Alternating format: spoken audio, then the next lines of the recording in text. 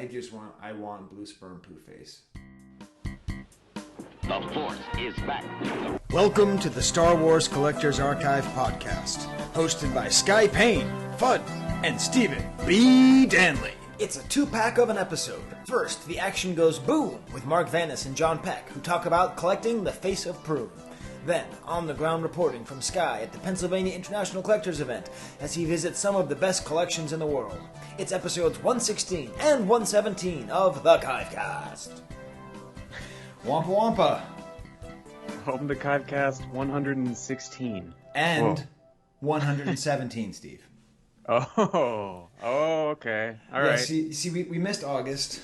If you don't follow me on Facebook, I became the chair of my department, which is a lot of extra work. That's a big deal. That's awesome. It's a big deal. So we missed August, like we have, I think, almost every year for the 10 and a half years we've done this. But this is going to be a double episode, Steve. So the first part is going to be with you and I, and Mark Vanis, or I don't know how you say his last name, and with John Peak, and we're going to talk about Prune Face. Yes. And then the second half, I'm going to go to a collector's event in Pennsylvania. Right. Yeah. So you're traveling solo for that one? Yeah, I was going to go with the kids. I was going to go with the wife. We couldn't get a dog sitter. It's all a little bit complicated. Okay, so I'm going to have a fun time, so I look forward to hearing it later in the episode. Yes. A lot of people are bailing, so it seems like my expectations are low, so I hope it will exceed that. Well, yeah, I think given the lack of interaction these last almost 2 years, I think it's going to feel really good. So I'm bummed in that sense that I can't go. But people don't come on to this listen to this podcast to hear us talk about ourselves, Steve. They are on this podcast exclusively to hear about vintage Star Wars figures. We're not here to talk about the fact that someone started up another mock group, Steve. Wait, what? Yep, someone started another one, but they advertised it on the original mock group. So it's pretty good. Oh, so they advertised it in mock, but not mockingly. They did it seriously. Oh, it's sort of both. Okay. My hope is that both pages become redundant just by the existence of the other. We're not going to talk about my newest acquisition, Steve. See, I know nothing. I know nothing what's going on. Okay, well, I will tell you about my newest acquisition, Steve. All right, thanks. For me. I'm going to start the run going here. So every time I see Yehuda, I ask him what to buy, right? Yes. Like he's like an investment guy, you know? He's your vintage advisor. Yes. Vintage advisor, yeah. But he just has a really good horse sense for this stuff, you know? Like, he knew about a lot of things before they got big, right? And I mean, I would say the same thing with Ron, but Ron doesn't. I don't know. Ron doesn't. He has like the same sense, but he isn't quite as expansive as Yehuda is. I think in terms of the kinds of things he buys. Yeah. So Yehuda told me the future is Watto's junk shop. Okay. So there is this, and I'll put a picture on the enhanced version, Steve. When you see it, you will know why Yehuda is so right. So what makes a Lego minifigure rare is if they've only appeared once. Okay. And so in 2001, they made this set for Watto's junk shop with like Fode or Bead or one of the Is that the two-headed guy? No. He's one of the pod racers. I forget which one. Okay. All right. But seriously, this thing does not look even close to a Star Wars toy. It just looks like a plastic malfunction. And then there's a Watto that comes with it that's just made in these terrible like blue color, and it's very clear like they weren't trying to go for, you know, lifelike at all. Yeah. So anyways, I sold some vintage recently, and I took the money that I sold the vintage, and I'm just buying Watto's junk shop. That's my thing. And now I've shared the secret, and you can look it up. You know, each minifigure goes for like $75 to $100. Wow. But that's the future. Okay. You know, like these Watto's junk shop. Yeah. These random Lego sets where the minifigures are only in one. Yeah, I guess I hadn't really thought about that. The figure specific collecting of the Legos, because they're kind of spread out through all kinds of things. Like I wouldn't even. Yeah, that's got to be really difficult to do. Yeah, and these are going to be the yak faces or whatever of of Lego collectors when that happens. All right, I like where your head is going with that. So you heard it here second. We're gonna get this run going. We're gonna make it more difficult for me to army build with my old Wattos. But speaking of ugly, cute characters in the Star Wars universe, let's talk about Prune Face, Steve. You've made quite a great outline here. I've had a chance to look at some of the items we're going to be talking about. Yeah. Where do we even start with Prune Face? Well, there's a lot, which is always a nice surprise for me. But I don't know. I mean, I think tell me if you agree with this. I think Prune Face, he's probably the king of the obscure and mysterious Kenner figures. I can't think of. I mean, most others, there at least you have some context for who they are or where they likely fit in the universe. But with Prune Face, it's very, very unclear. Yes. In a lot of ways. It definitely was to me growing up. I mean, I think I'm obviously not the only one that thought he was a Jabba's palace alien. And you know, the name, like the gross name and the eye patch, that's just what you would assume, I think, unless you really, unless you saw Return of the Jedi like in 70 millimeter and were paying attention to every single character sitting in the background like that. Well, wouldn't see him. I think it was Celebration maybe 5 where I learned that Prune Face wasn't a Jabba's henchman. Okay, it was that late. But I will say, I don't agree with the politics of Dan Crenshaw. But I do think that his presence in American politics and people's desire to make fun of him does sort of show the weird sort of ableism that the world has towards eye patches. And it's just because it's such an easy shorthand to make somebody look different and evil. Yeah, and it's true. I'm just lucky that I don't need an eye patch, I mean, right, I've got glaucoma in my family, so I might end up with an eye patch at some point. But I think that's why it's not just that he's ugly, it's that he's ugly and he's deformed. And in our ableist society, we just sort of assume that must mean he's bad. Yeah, it's true. Yeah, the eye patch is kind of that symbol in pop culture in a lot of ways, at least in like film and media. Yeah, definitely. Although I think that the woman with an eye patch in Twin Peaks was good. Yeah, I think that's probably. It could just be the pirate stuff. So so you're not going to bore us with the history of. Let's see if I know his name. Is it Oren Mako? Is that right? That's something like that. Yeah. So speaking of like learning what he was, I didn't know that he was a good guy until because I was really into collecting the Decipher card game, and they like present him as the rebel guy, and I'm like, wait, what? I said no clue. But no, I've got some fun. There's the Wikipedia side of things, which is I think you might find it interesting. But then there's some good behind the scenes stuff too. But before we get to that, maybe I don't know, just more in this confusion thing. I didn't know that there was a vintage Kenner coloring book that had Prune Face pictured like in a Jabba's palace background. So obviously they didn't know. Like, well, that makes sense. Yeah.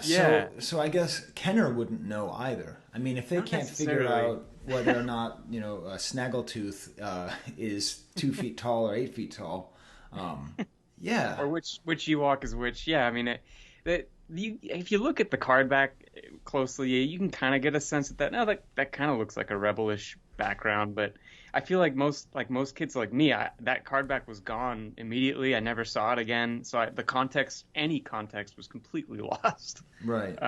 And then there was also this in one of those mailer packs. He's in one that's just labeled the Empire, along with I think the Renko Keeper and then the ATST driver maybe. I just like that they just he's got to be a bad guy. They just put him in the Empire box. No, that's great because ATST driver must be like, okay, time to shoot some teddy bear.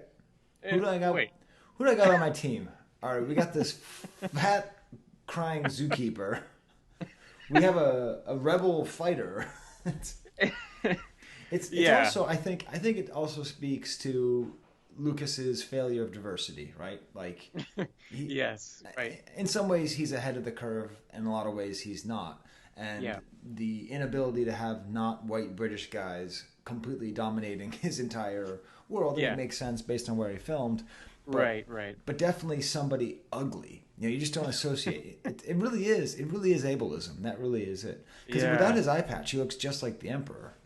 Yes, that's true. Yeah, He's got the a Emperor butt with head. Yeah, exactly. Right. Exactly. Yeah. It's so true. And also, Steve, not for nothing. Have you ever seen a prune? It's been a while, but yeah, I feel like He does not look like a prune. No, Prunes the are color, black. the That's like their coloring's all wrong. defining. Yeah. Their defining features. They're dark purple and black. They come from a specific kind of plum, a European plum, not just any plum. That's what my son used to call it when he was a kid. Can I have a flum or some geeps? I like that. He'd call them geeps and flums. Oh, that's perfect. Because in Santa Barbara, you can actually have a flum tree. Yeah, yeah. Those don't sound like Star Wars foods, you know? Yeah. or species, I guess. Yeah, that's funny. So I definitely don't remember ever having the figure. I don't remember ever playing with it. Yeah. I think it's also just the naming convention that they had Yak Face and that they had Squid Head. Yeah. I mean, is there any other good guy whose name is just like that? Yeah, I don't think so. I mean, I think they kind of assign those generic terms to the bad guys. Yeah, I don't know. To me, I wonder. There's the classic Robot Chicken appearance, right? Yes. And I feel like that. Yeah, I mean that has like for an entire generation the sketch from Robot Chicken. Which, you know what? I'm just gonna get it out of the way, Steve.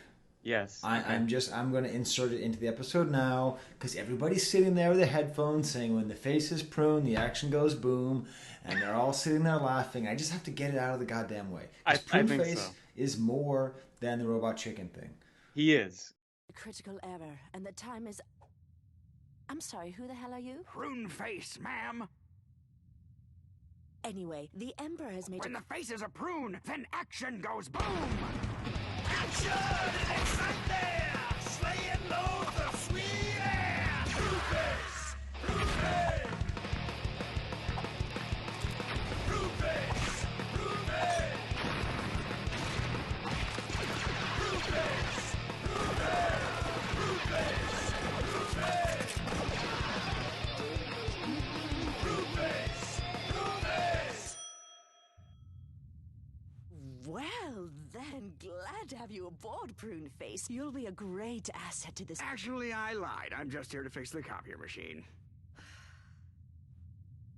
The Emperor has... It's your toner, probably. Prune Face! Prune Face! Yes. Okay, so I'll put it in there. I just put it in. The main thing that's great about the Robot Chicken sketch is that it includes a picture of the carded figure, that he actually did get an action figure. Yeah, that's the kicker. I mean, honestly, back when that aired, it made me laugh hysterically. But I feel like it probably just introduced Prune Face to a lot of Star Wars fans that may not have been so aware. And I love that. I think it was totally the right thing to do to say even Prune Face got the action figure, and that brings it all home. I mean, that's it's great, but he is more than that, as you said. He is. But Steve, I can tell that you're just itching to go behind the Steve. All right, Steve. Tell us about behind the Steve. Tell us more about the formation of this character. Let's go behind the Steve! Okay, so it seems like Prune Face's life story started somewhere around the fall of 1981. So the name Prune Face, it appears on this list of alien characters as number 35. And I think this is from Phil Tippett's Creature Shop at the time that they were just starting to ramp up production. So Prune Face is number 35 on the alien list, whereas, you still have, like, a lot of the other Jabba guys are there. And then you have some that are that are specifically named, but Prune Face is just Prune Face.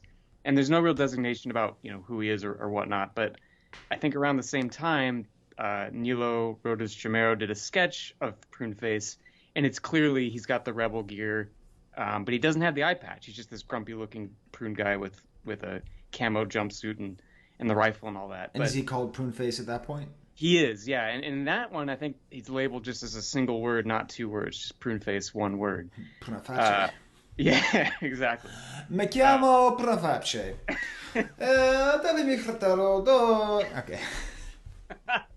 I like where this is going. So I think from there, Tippett's studio they did, I think for most of the aliens, they did those full-sized maquettes, those little figure size, or not figure size, but, miniature versions of the characters so that the costume designers can make them. And So the that's one just a sculpture. that's a sculpture, yeah, and it pretty much, it's the final character. I think it looks just like the action figure looks like what's on screen, and there's a really nice picture of it in that Star Wars costumes book, which I'll include in there. But I don't think I'd seen that nice of an image of it before. But what's something I obviously didn't know too much later was that there are actually 3 different prune faces in Return of the Jedi. It's not just the one. So Really? yeah. So there's the one that has the eye patch, which is obviously the one that makes the most sense for a cool looking, or I don't know about cool, but action figure looking character. But then you have one that has like a dark cape, which I think you can see him walking up the ramp of the shuttle. You don't see his face. You just see this hooded thing That's I not think Prune Face? I thought that was the only Prune Face appearance in the movie. No, so the funny thing is, you never see like Prune Face proper again after the briefing scene. The other ones appear later. So the guy with the dark cloak is the one walking up the shuttle, and then there's also one that wears like a white outfit that has some goggles dangling by his neck. So both the other one's eyes are intact, and those two apparently were they were dancing around in the final celebration at the end of of Return of the Jedi, and there's a great behind the scenes picture of them. But the eye patch Prune Face is nowhere to be found. So apparently, he doesn't really make it on screen so much after that. But if there had been like literally a half second of the Prune Faces dancing together, Prune Face would be a top 50 character. Because how much fun would it have been as a kid to see this ET looking weirdo, having 2 of these guys dancing together. The figures would have flown off the shelves. They could have just saved a half a second, a half a second from like Leia looking for Luke or something, or like a half second anywhere.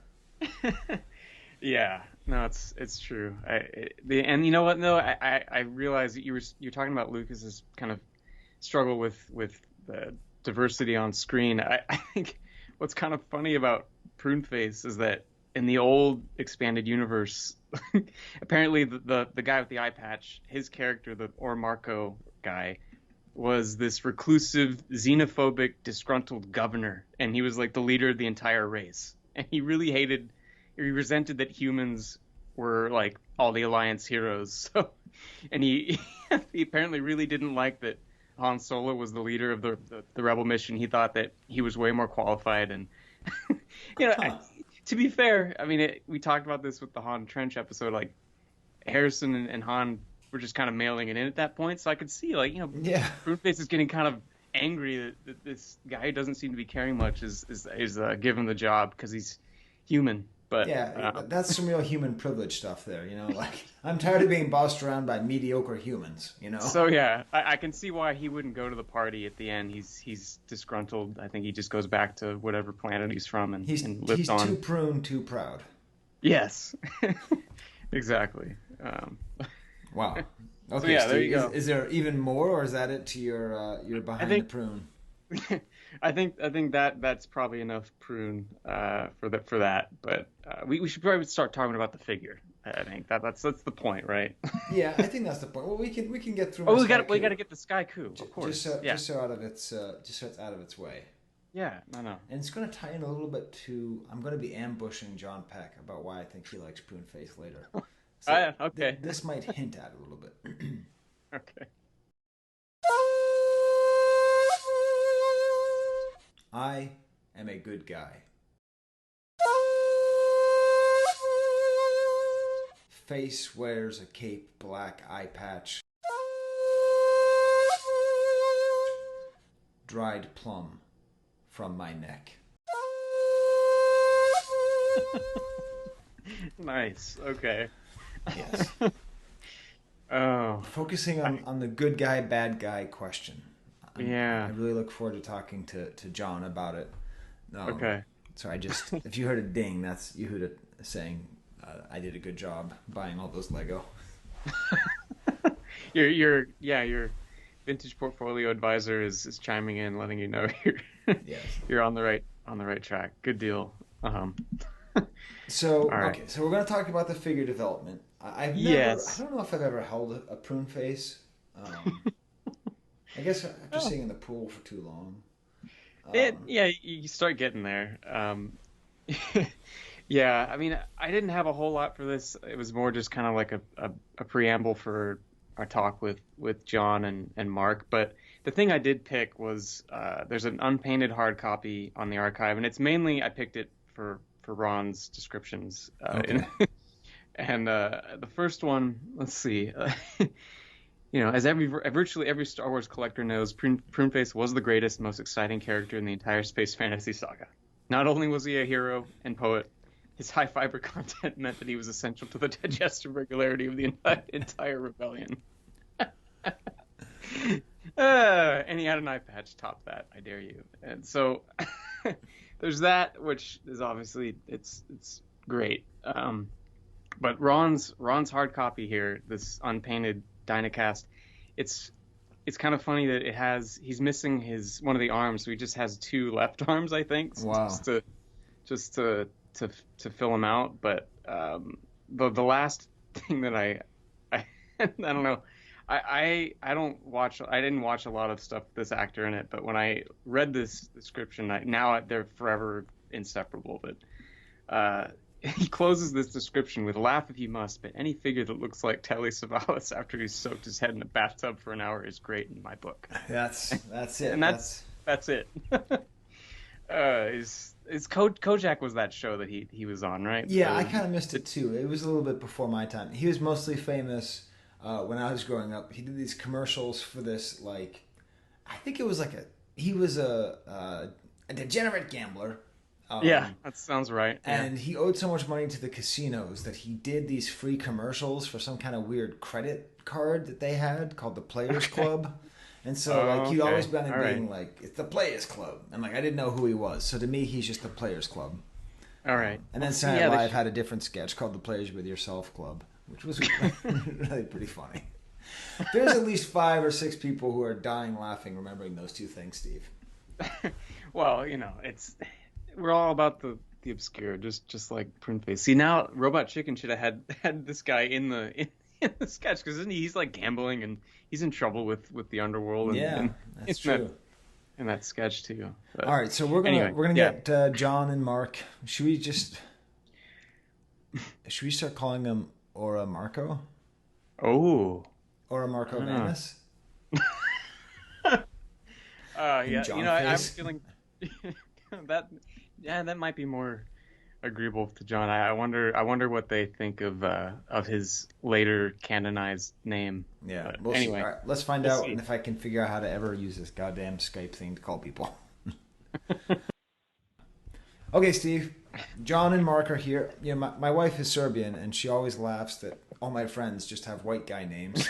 And I try and tell her stories, and she's like, "Well, is it John, Brad, the other Brad, Steve, the other Steve, the other Steve, the other Steve, Mark, the other Mark, the other Mark?" So, so I think, Mark, if you don't mind, we decided to start calling you Ora Marco. That's fine with me. That's an honor, actually. Yes, somehow, Steve, we go through we go through these episodes with these secondary, tertiary, whatever 4th, 5th, and 6th might be characters, and we rarely have like one person. Like, we get more and more people the more and more obscure characters are. So what do we do? Do we just start by asking each of them how do they get into the Pruneface game, Steve? I think that's probably the most logical place to start. Yeah. Okay. So John Peck, I think you're first, right? I'm older, right? Yes. So I think it's age before beauty. You got it. Yes. So can I tell you why I think you like Pruneface, John? All right. Let's see. Okay. So the other thing to know about John, besides the fact that he is a great prankster, is that he loves like professional wrestling. Like, the way that you or I love Star Wars is how much John loves professional wrestling. And whenever anything in my whole world has anything to do with wrestling, I immediately send John a message and ask him a question. He's like, I don't know, I don't care. But my theory, John, is that Prune Face... Wait, is that how I respond to you? Is I don't care? Well, I don't know. I'm sort of expecting you to go on like long rants because I love people who really care about stuff. But I give you the answer in 2 seconds, and yes. I'm straight to the point, and that's it. Okay. That's it. Well, then Google it later if you want the information, basically, in so many words. I know. I just want you to nerd out. I love when people can nerd out about stuff that I don't know about. You know? Right. Like if you ever ask I'll Steve do it next about, time. like, next time you ask me. Yeah, if you ask Steve about like film nitrate, like he'll just go on for like 45 minutes. Okay. So my theory is, Steve, do you know what you call a bad guy in wrestling? It's the heel, right? Right. And what do you call a good guy, Steve? That's a good question. I don't know. Oh, Jesus. That's the whole punchline, Steve. You call him a face. That's right.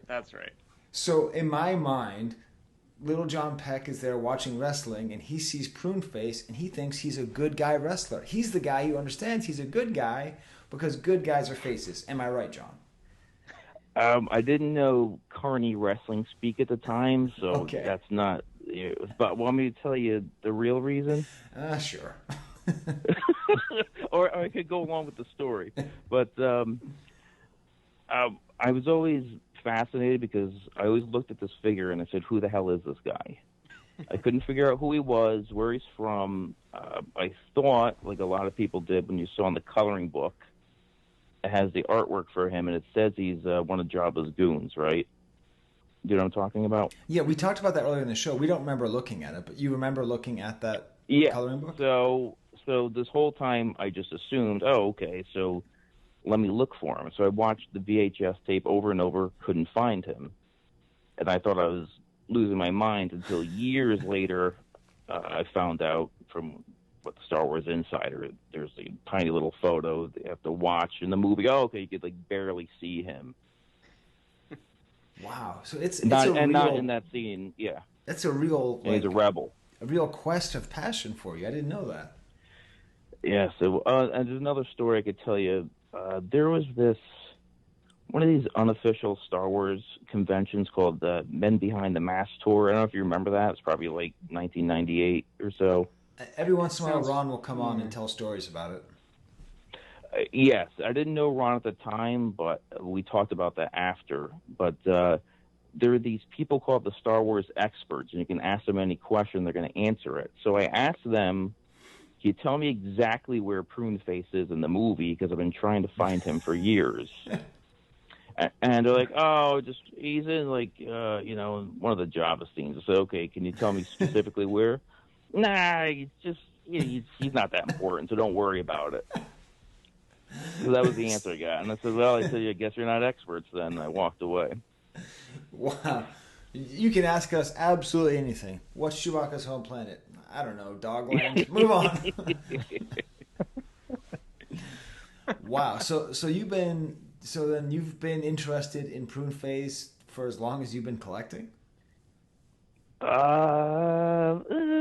Not necessarily, but probably more. I mean, I guess even as a kid, I was always just fascinated, but probably started really actually buying Prune Face stuff probably like around 2000 or so. I want to say around that time period when Jordan had the blueprints. Ah, yes, we're gonna talk about those soon, Steve. We shouldn't jump ahead to those, should we? I don't know. We could hear from Mark a little bit. See. Okay, so Mark, is your story with Prune Face being a confused boy watching a VHS tape for hours and hours trying to find him? It's not. And after hearing that story, I feel like I'm going to disappoint you and everyone else. Yeah, it's like at the Monterey Pop Festival, the Who refused to go before Hendrix because Jimi Hendrix was unknown at the time. And then afterward, they're like, "Oh, damn it!" Because he set fire to his guitar. Yeah. So yeah, whoops, that was a mistake. You're still the Who, Mark. Let's hear it. All right. So, honestly, I started buying Prune Face stuff because at the time I was kind of into all things pre-production. Any prototype piece that I could get from the vintage line that, I could afford at the time. And I did that for a handful of years. And then there was one of the Power of the Force proofs and a first shot that somebody was selling together, or they had them, listed in the same sales post, but obviously they had started on a Focus or something, and they hadn't sold. They sat. Nobody wanted them because I think John probably already had them, and the price got very economical and was fairly reasonable given the prices of the day. And so I was like, this will be a fun little Focus to start. And yeah, so I mean, basically, he was cheap. That's how it started. Yeah, I know that feeling. yeah, we all like the lame characters. Yeah. Well, and it was one of those things that, like, I really wanted. I mean, I really wanted to have a strong. You see all these Focus collections, right? They're very impressive. Right. There's lots of great stuff out there. They're can be very comprehensive. And I really wanted to do that, but it was also being reasonable at the time that the likelihood of that even then was pretty impossible, and let alone trying to do something like that today. And so when I had the opportunity to buy two pretty solid pieces for a character, it seemed like it was too good to be true in a way, right? Yeah, that's awesome, and especially if you're, I mean, with John, because John, you're like not a crazy person, right? So you're like, I mean, you are a crazy person, but not when it comes to like buying Star Wars toys. So you're not like boxing him out and getting competitive and weird, right? I collect too many different things, so I don't just focus on Star Wars. But Mark does too. I know he's a nut too. Huh. Yep. Wait, do you also collect like wrestling belts and stuff, John? What else do you collect? AWA Remco wrestling figures. I don't know if you're familiar with those. Okay. So $6 Million Man, Migos, World's Greatest Superheroes, Remco Universal Monsters, like pretty much every Migo line almost. But yeah, too much crap. So do you just get 6 Ted DiBiase's and call him the $6 Million Man? Yes, that's exactly. Yeah, I taped them together. Some duct tape. Thank you. No, when I was a kid. Okay, we're just gonna go on a tangent. It doesn't matter.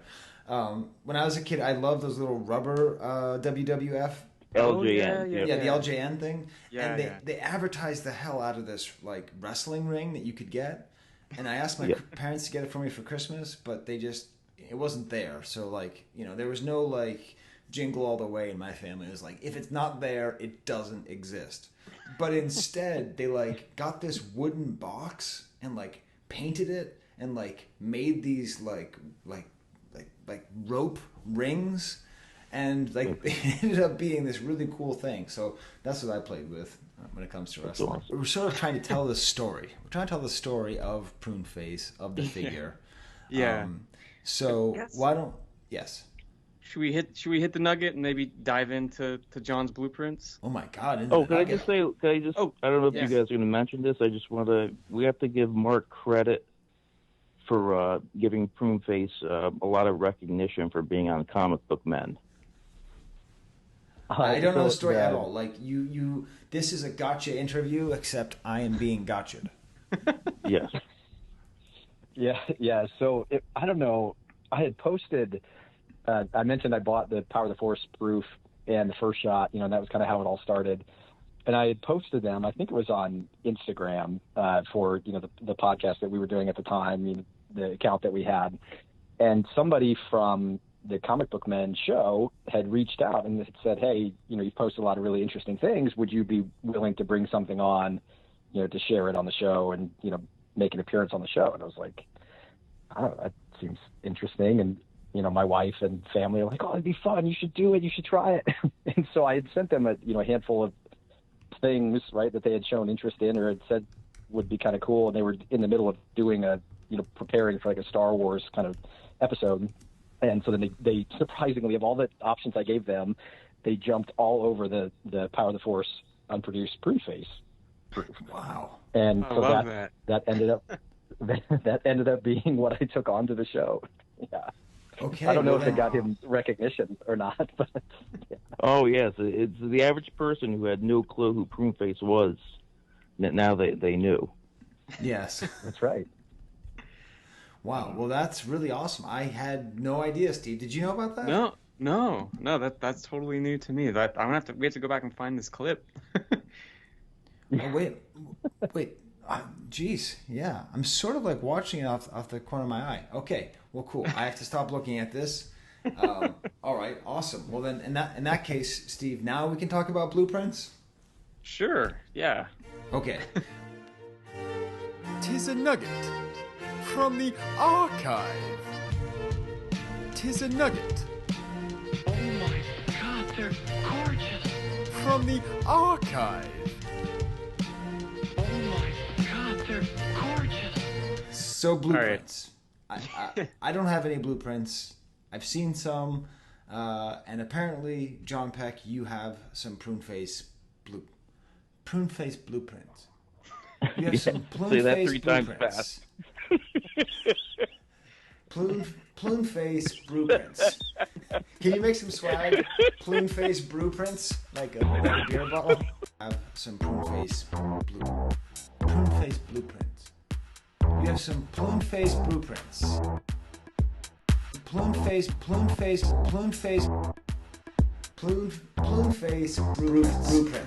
Can you make some swag? Plume face blueprints, like a beer bottle. Blueprints. Plume face blueprints. I like that quite a bit. That's Okay. So, plume face blueprints. You have. If you keep laughing, I'm gonna keep saying it. All right. Okay, so what's the story of this? So you're saying you got these back in 2000? I want to say around that time, probably 99 or 2000. Because I want to say we've gone a few times with Jordans. Because I want to say Rob Musco was trying to buy some. What's the name? What's the prequel movie from '99? Oh, The Mummy Returns. I'm drawing a blank. The Jar Jar movie. Yeah. Phantom Menace. Yes. He's buying. That's why I want to say it's around that time period because he's buying some first shots from Jordan, and I think that's when Jordan. Do you remember he had a whole bunch of blueprints?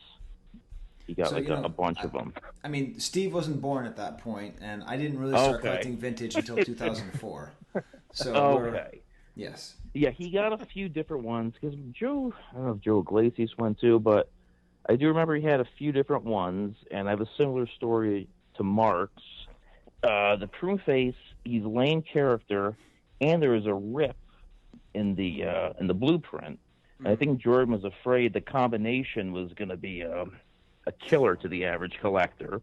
So I was looking at it, he goes, I'll give you a deal on that if you want it, because I'm thinking, okay, Jordan can't unload this thing. Nobody else wants this character but me. It's got the rip and it's prune face. I said, all right. So we talked, and I bought it from him. And I have to give Jordan credit. Like a month later, he said, oh, I found this too. I'm just going to include it in the price. And he gave me the blueprint for the rifle. Wow. And Pruneface does have, I mean, I'm not like a gun guy, but he has sort of the coolest gun and the most sort of, AK-looking gun, right? It's a traditional, it definitely doesn't look like something you'd see in outer space, No. Right, yeah. And on the blueprint, it just says Pruneface weapon. Mm-hmm. Does it have a name other than that in the collector community? Nope. No, I don't know. Civil War rifle. I don't know what else they call it. Just Pruneface. Pruneface weapon's the official name from Kenner, though. Apparently. Yeah. Yeah, it's a nice blueprint, and that's like a one of a kind, the very first stage. Yeah, and who authenticated this at the time? I think it was Vic Wirtz because he used to work with blueprints a lot. Okay. Okay. Yeah, I mean, I think the thing that's really impressive about the figure one is really like how detailed it is. I mean, you see, I guess you should look at the production figure, but there's all these different markings for different colors that were supposed to be applied. Yeah. Like, is Proof really that colorful or that many colors used? But maybe they were. Yeah, it says 10 different paint applications. Like, I'm just picturing, really 10? Because I get the sense there's like 2, a green. Chewbacca has what, 3? Yeah. It's like, it's pretty nuts to see all the detail. But yeah, and the likeness is very. It's not so much action figure like. It's more movie like. I don't know.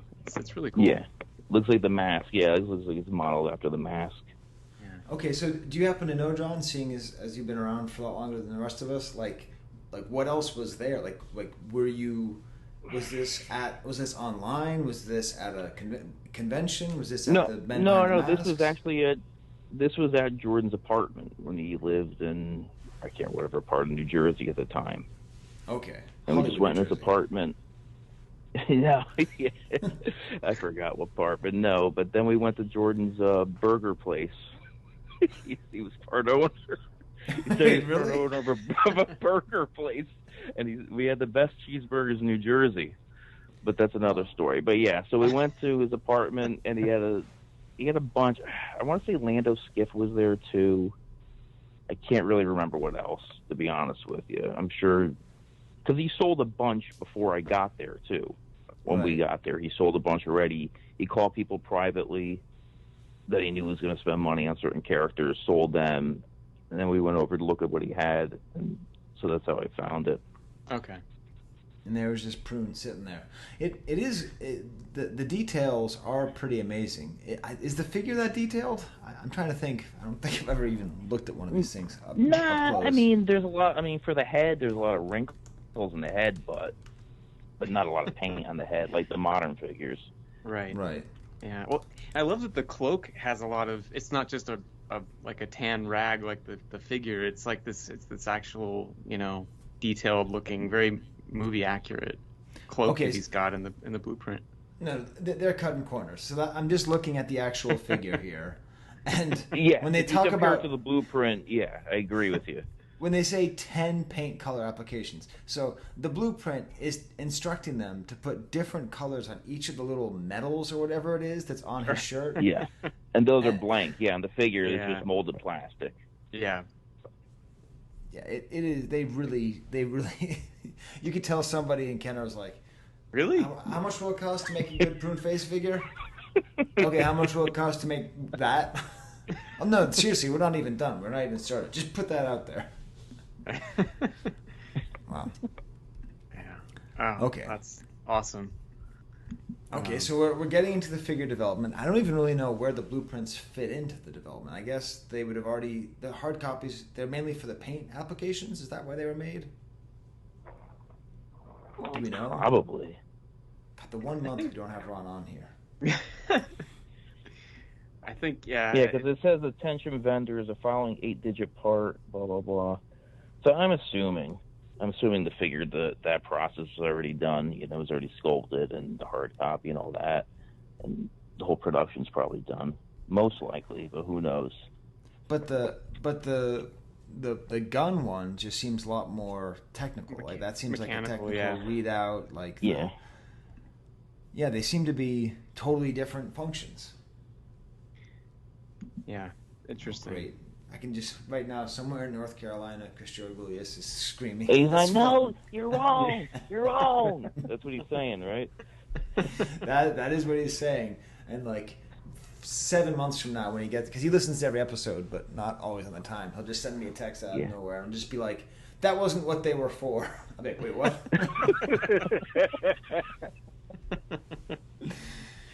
Wow. Awesome. So all right. So then, even before then, Steve, we might have an unpainted hard copy. Is that not wrong? It could be wrong, but it might be right. No. We should call Yehuda. He'll fix this all. Yes, yeah, he'll get it all straightened out. No, but I think right before we were talking to you guys, we were discussing Ron's unpainted hard copy that's on the archive that has two of the same arm. But then I saw, Mark, you not that long ago, you acquired a complete unpainted hard copy as well, right? I did. Yep. Oh man, and it's got both arms. It has both arms. I think. Well, what's interesting is I owned the one. There's a one prune face arm that's been floating around collections for a handful of years. So I thought there was a floating prune face arm or two out there. That's funny. And it was, I think there's a couple. And they're both. I think they're both left arms, I want to say. And like the arm that I had even showed up in Gus and Duncan's book as a standalone piece of, hey, here's Prune Face's arm. And I think Derek owned it for a while. And yeah. Sounds right. But it's not the arm that Ron's is missing? It's not. I want to say Ron's had two right arms at the time, but or no. Yes, Ron's so maybe has it was two a right arm arms that I had. I can't remember because I actually think I could be wrong about this, but I think the hard copy that I ended up with might be the one that Ron had. So it's the one that's pictured on the archive is the one that I bought. So somewhere along the line, the one arm was freed, and got it. Okay. the other correct arm was added or was found, and then that hard copy was completed. Okay, so it's the same one. All right. Wow. Okay, so then that's awesome. And then there's an extra right arm that is now floating around. This is like Luke's hand. Remember how they were going to make the entire sequel movies about Luke's hand? There's going to be another trilogy of movies that John Peck won't know the name of. They'll be about Prune Face's arm. So what happened to the other right arm of Prune Face? You who to buy it? I don't know. The one that I had was sold to another collector who's just into Return of the Jedi stuff. So it was a way to have at least part of a hard copy at a far more economical price than a whole one. So he was happy to get it. Yeah. It's funny. I thought there was a good chance Yehuda might have had his hands on it at some point, given his reputation. We were talking earlier about how Yehuda's a prescient collector, and like a decade ago, he started buying hard copy parts, and he was paying very little for them because they'd just be like whatever ATST drivers, jockstrap, and he'd like buy it and then he'd put it up there, and then lo and behold, within 10 years, his whole collection, whatever 6 times in value is. That's what he managed to do. Yeah, that's funny. All right, so the Ron's hard copy is now with you, Mark, and he's got both arms. That's good to hear. Yeah. I don't know would you guys want to talk a little bit some more? Maybe your favorite pieces. I don't know if there's any that stand out to you. I know John has made some pretty great Prune swag over the years. That's one thing I always. Whenever I think about Prune Face, I think about John's creative items that he's made for That is the first thing I think of, John. I will tell you that. Your Prune Face has a posse sticker. Yes. So John, if you don't know, made a sticker in the imitating Shepherd Fairies. Andre the Giant has a posse because of course it's a wrestling thing, which is why he collects Prune Face, like he said earlier in the episode. Maybe you forgot that, but he said that. And I think you did that, that was really early swag, right? What's the story with that, John? I don't know how I came up with the idea. I just thought of it one day. I just figured it wouldn't be too complicated to make. It's just black and white. I just fooled around with the image, and that was it. And so that was for what one of the most memorable pieces of swag, I would say, in vintage Star Wars history. I don't know about that, but thank you for the checks in the mail, Skye. Yeah. Yeah, that was at the very first archive party, right? I feel like that's where I first saw that. I think you were wearing a T-shirt version of it. Yes. Yeah. Was that Celebration 5? What was that? I think it was 6. So 2012. Okay. So okay. Yeah. God, it'll be 10 years before we know it. Oh my God. What's the weirdest item in your collection, Mark? I don't know. I have a weird. It's a double offer, so it's got the Anakin offer and then also the Fett coin offer on it. Okay. It's one of the few times that I've seen 2 offers like that, especially those two, that combination. Yeah. But it's on a Prune Face, which I thought was really interesting. And that one actually came out of Rick Springfield's collection. Oh, that's great. So that's just got a lot of uniqueness to it, I guess, for not just the offers, but obviously the pedigree there too. So it's not super, it's nothing too oddball by any means, but it's pretty unique. That's awesome. I mean, I am always the guy who makes fun of these characters, but I mean, really, Prune Face is ugly, but he has a gun. Like it's the weird. I mean, the card back art is a picture of the maquette, right? It's not the artist. I mean, it's not the actor. I think that's the maquette. Yeah, if you compare it to that picture, I think it is. Yeah, it's a cool kind of weird, uncanny valley of like, is it a person? Is it not? The background looks like it's from Doom on the PC. Like remember like the original Doom? It does. Yeah. It's all kind of weird and pixelated and like geometrically interesting. I mean, for one of these bad characters, he's got a gun, he's got an eye patch, he's got a cape. You know, he's not. I don't know. I don't think he's quite as pathetic as a lot of these other characters. Yeah, there's definitely worse characters. Yeah, it's just he just isn't in the movie enough. That's right. The issue. Yeah. His mystique, though, I don't know. I think in some ways it's beginning to work in his favor. But yeah, he's gonna be the new Boba Fett for the next generation. I want to say probably, right? I know. I'm guessing he's going to have his own spin-off film at some point, but it's hard to say, you know? You know, if we accept the concept that the universe is infinite, right? Then there's going to be an infinite number of Prune Face movies, right? I mean, that's just science. We can only hope. Yeah, I wonder. I haven't really noticed, a lot of the newer cartoons and obviously Mandalorian and stuff. They make all these original trilogy characters make an appearance. Have there been Prune Faces in any like modern Star Wars media much? I feel like I haven't seen them. Like, I don't think so. Yeah, so maybe they're just saving up for the big feature. Yeah, one of you guys needs to like mail a Prune Face to Filoni, and then all of a sudden I'll pop up. Yes, yeah. I'll wear a cowboy hat and I'll go up to him and talk to him. Maybe he'll take me seriously. There you go. Wait, there you go. I got a theory going here, Steve. Okay, all right. I think he's too old. I think Filoni and Favreau and that whole generation of Star Wars creators are Star Wars fans and Empire fans. So that's why all the things that come up all the time are Gonk and Snaggletooths and Hammerheads and Walrus Mans. And that's why they're not Klaatu. I mean, I guess they're a little bit weak way. They're starting to get into that with the weak way. It. But I don't know. But right? I mean, wouldn't you say there's a real like episode 4 emphasis? I think in the animated stuff for sure. Yeah, I don't know. It'll be interesting to see if he's got to show up at some point. It's just bound to happen. But I kind of like that he hasn't yet. He's still got that mystery about him. It keeps it fun. It keeps it fun and interesting because every time there's like a new show that comes out, I watch it, and like half the time I don't even pay attention to the plot. I'm just like looking at random stuff in the background trying to find him. Like I'm just waiting, and there will be a large celebration when he does make an appearance. And because there's 3 of them, face. It can't be a Prune Face. It has to be the one with an eye patch. Yeah. So, yeah. Right. Exactly. Well, Steve, have you guys seen how much effort Steve has put into finding all this different Prune Face stuff? He's doing a good job. I'm very impressed. Yeah. Well, what else do you want to highlight, Steve, of all this Prune Face mess?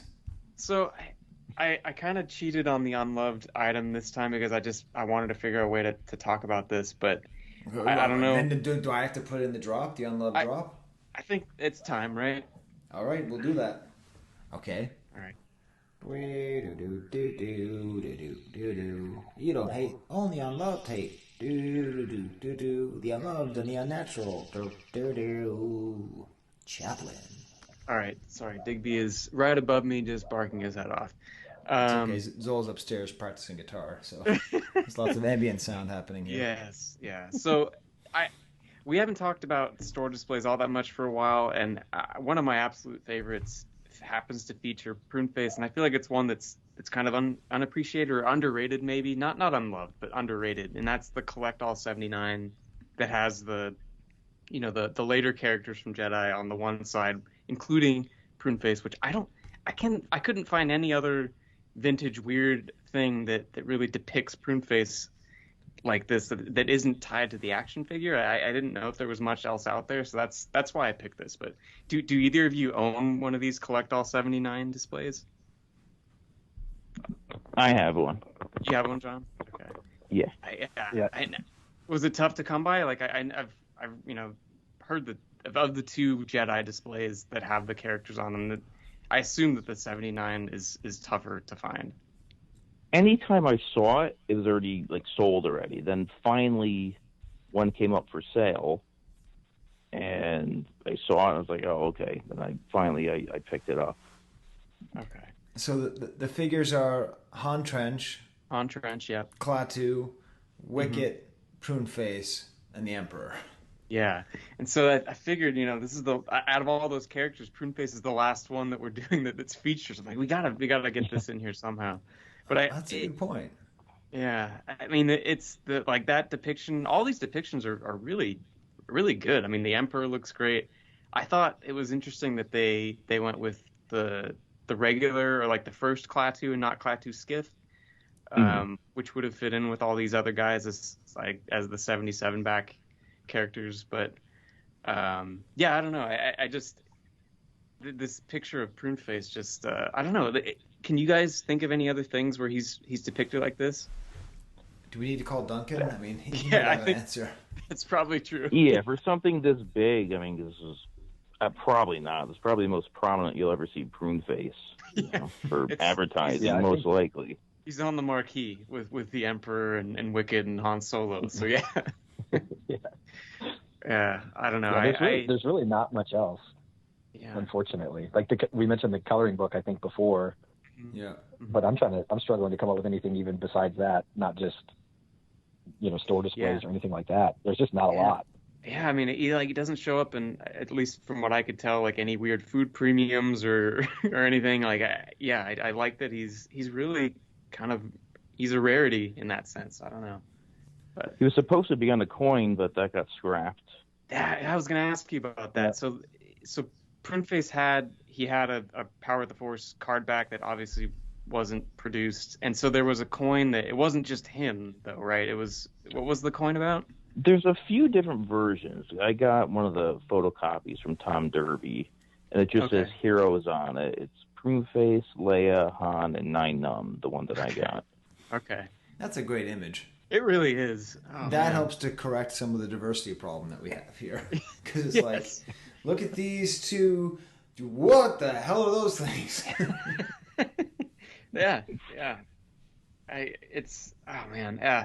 So are there other like preliminary like coin sketches that have Prune Face too, or are they all just kind of iterations on this same? I think there was another.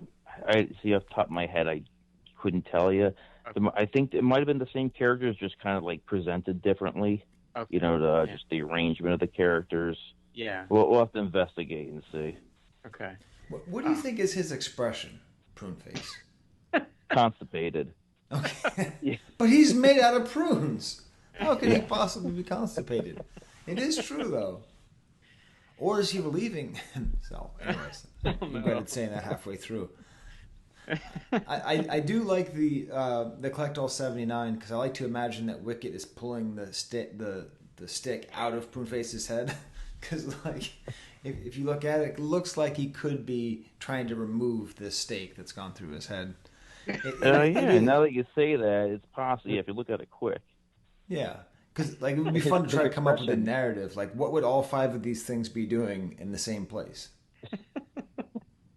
Like, none of them are in the same place. The expression on his face looks like he could have been stabbed with a spear too. Yeah. Kind of weird. Yeah. Is he alive or is he dead? Yeah. I don't know. We talked about earlier in the show before you guys came on. There was this early sketch of the character, and his expression is pretty angry looking, and I like to think of him as kind of a grumpy character, but I don't know. Other times he's just kind of looking like he's like just staring off into space, but. But before we get to the Market Watch game, I think. Yeah. Why don't we do a double lightning round, right? Just ask, because I don't think John, have we ever even had you on the show? No, never. It's really so. Let's start with Mark, because John, Mr. Shy Guy, John Peck has been monopolizing the conversation. not letting Mark get in word in edgewise. You know, Steve, I hate it. I hate it when people don't let people get in words edgewise, Steve. Don't you hate it too? I bet you do. I'm sure that you do. Okay, so let's keep going here. All right, so what is your favorite bad lines from a Star Wars movie? From the entire saga? From The Mummy Returns all the way through The Last of the Skywalkers? Okay, let's start with Mark. What's your favorite bad line from any Star Wars movie? I'm going with Misa Jar Jar Binks. Okay. Wow, lots of Jar Jar hate on this episode. Yes, yeah. Okay, how about you, John? What's your favorite bad line? I try to put this movie out of my brain, so I can't remember the quote exactly. The Rose Tico line from The Last Jedi. Okay. Where they're what's that? The casino plan. She said something ridiculous. I don't even remember. I couldn't tell you. We'll get back to me later. I'll try and look it up. Is this the line, Skye, that you wonderfully recreated you dummy. when you Yeah. Doesn't she say "you dummy" or something to him, right? Something like that. Oh, I love you, dummy. Oh, I don't know. That's not a good line. Okay. That's a different one. Yeah. Okay. You know, for a couple of guys who collect an unloved character, you're really going for some low-hanging fruit here with Rose Tico and Jar Jar. Okay. Hey, it is what it is. Yeah. Okay, so, Mark, what is your Grail item? Oh, man. Right now, I don't even know. The hard copy was my Grail item. Probably the 79 back store display, because I don't have that one, unfortunately. Okay, that shouldn't be too hard. All right, how about you, John? The Power of the Force Prune Face carded sample's a pretty nice piece. And that's true. That is in existence, and there's just one of them. It is, I know it's in existence because I've seen it before in person. Okay, so it's a carded sample, so probably like a proof with a like toy fair. Right. Yeah. Okay. Yeah. That Did I change my answer now? Yeah. So I won't use the same one, but that got me thinking. I drew a blank there when you first asked that. There's a painted first shot, right? That's painted over like a red prune face first shot. It's like a hand painted first shot. That's pretty sweet. Yeah. And so it would probably be either that or like the proto mold or something, I guess, if I was going with just Star Wars, quote unquote, Grail pieces. Do you know about this red prune face, John? No, I'm an idiot because I had one. There's one I had years ago, and at the time I was like, I don't want this hand painted one. It's got dates on it. I'm gonna upgrade later, and I sold it, and I never did. So I'm an idiot. Okay, so Steve, what's our next one here? And you had to grab one item. What would it be? We'll start with Mark. I think it would be the hard copy. It would be the prune face hard copy. Okay, that just be it. And you, John? It's tough. It's very, very difficult. One of my favorite pieces, actually, for the micro collection, I have a Lando, one of the silicone molds for one of the 4-ups. That's actually one of my favorite pieces.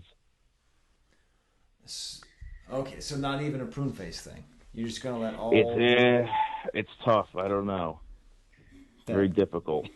That little boy who's looking at this VHS, trying to remember. You're just kicking him into the Slipknot pit. I don't know. It's very tough. All right, and then finally, if you were an item of vintage Star Wars collectible, like not like what would you like to be, but what would you actually be if you were a vintage Star Wars item? Yeah. What represents you?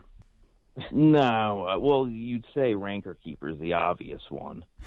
Okay, why is that the obvious one? Well, chubby and bald, so that's like a no-brainer. Aw.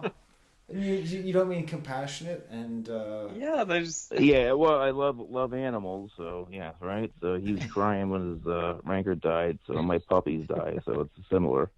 I mean, we've had a lot of chubby and bald dudes on this show, and none of them have said that. So, don't be too hard on yourself.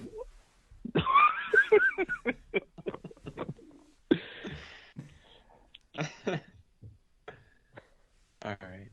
Okay, how about you, Mark? What's really funny is I was going to go the exact same route, except for I'm not bald. Okay. but yeah, chubby, love animals, don't mind living in a hole, being secluded. I don't know. So you both collect Prune Face, and you both identify as Rancor Keepers. I'm not sure, but I think you're both very woke. I don't understand how this all works, but I think there's some kind of... But I do collect Rancor Keeper stuff as well, though. That's true. Oh, yeah. Okay. I thought only Ron focused on Rancor Keepers. Okay. All right. Wow. That was unexpected, Steve. Okay. In that case, I am super excited for the Market Watch game. I am going to nail you guys. I was going to say I'm going to nail you guys. Oh boy. I am going to nail both of you guys. I am just going to go. I'm going to go at it like a Rob Amantia meme. You guys are not going to know what hit you. So. I'm going to be terrible. I already know that. Yeah. Same here. You should pack your purple backpack and bring it to school. $1 VIX Market Watch. What? Okay, everybody. So I had to re-record the $1 VIX thing because of copyright. So that's the new version.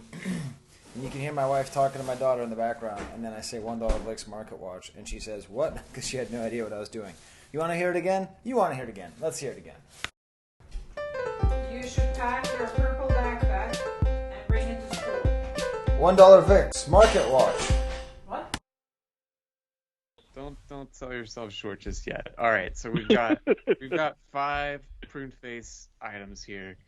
Obviously, there's not quite a huge range of variety available, so I tried to keep it, get a little bit of variety here. So to start off, we just have it's an ungraded, carded Return of the Jedi Prune Face 77 back with the Anakin offer sticker on the front.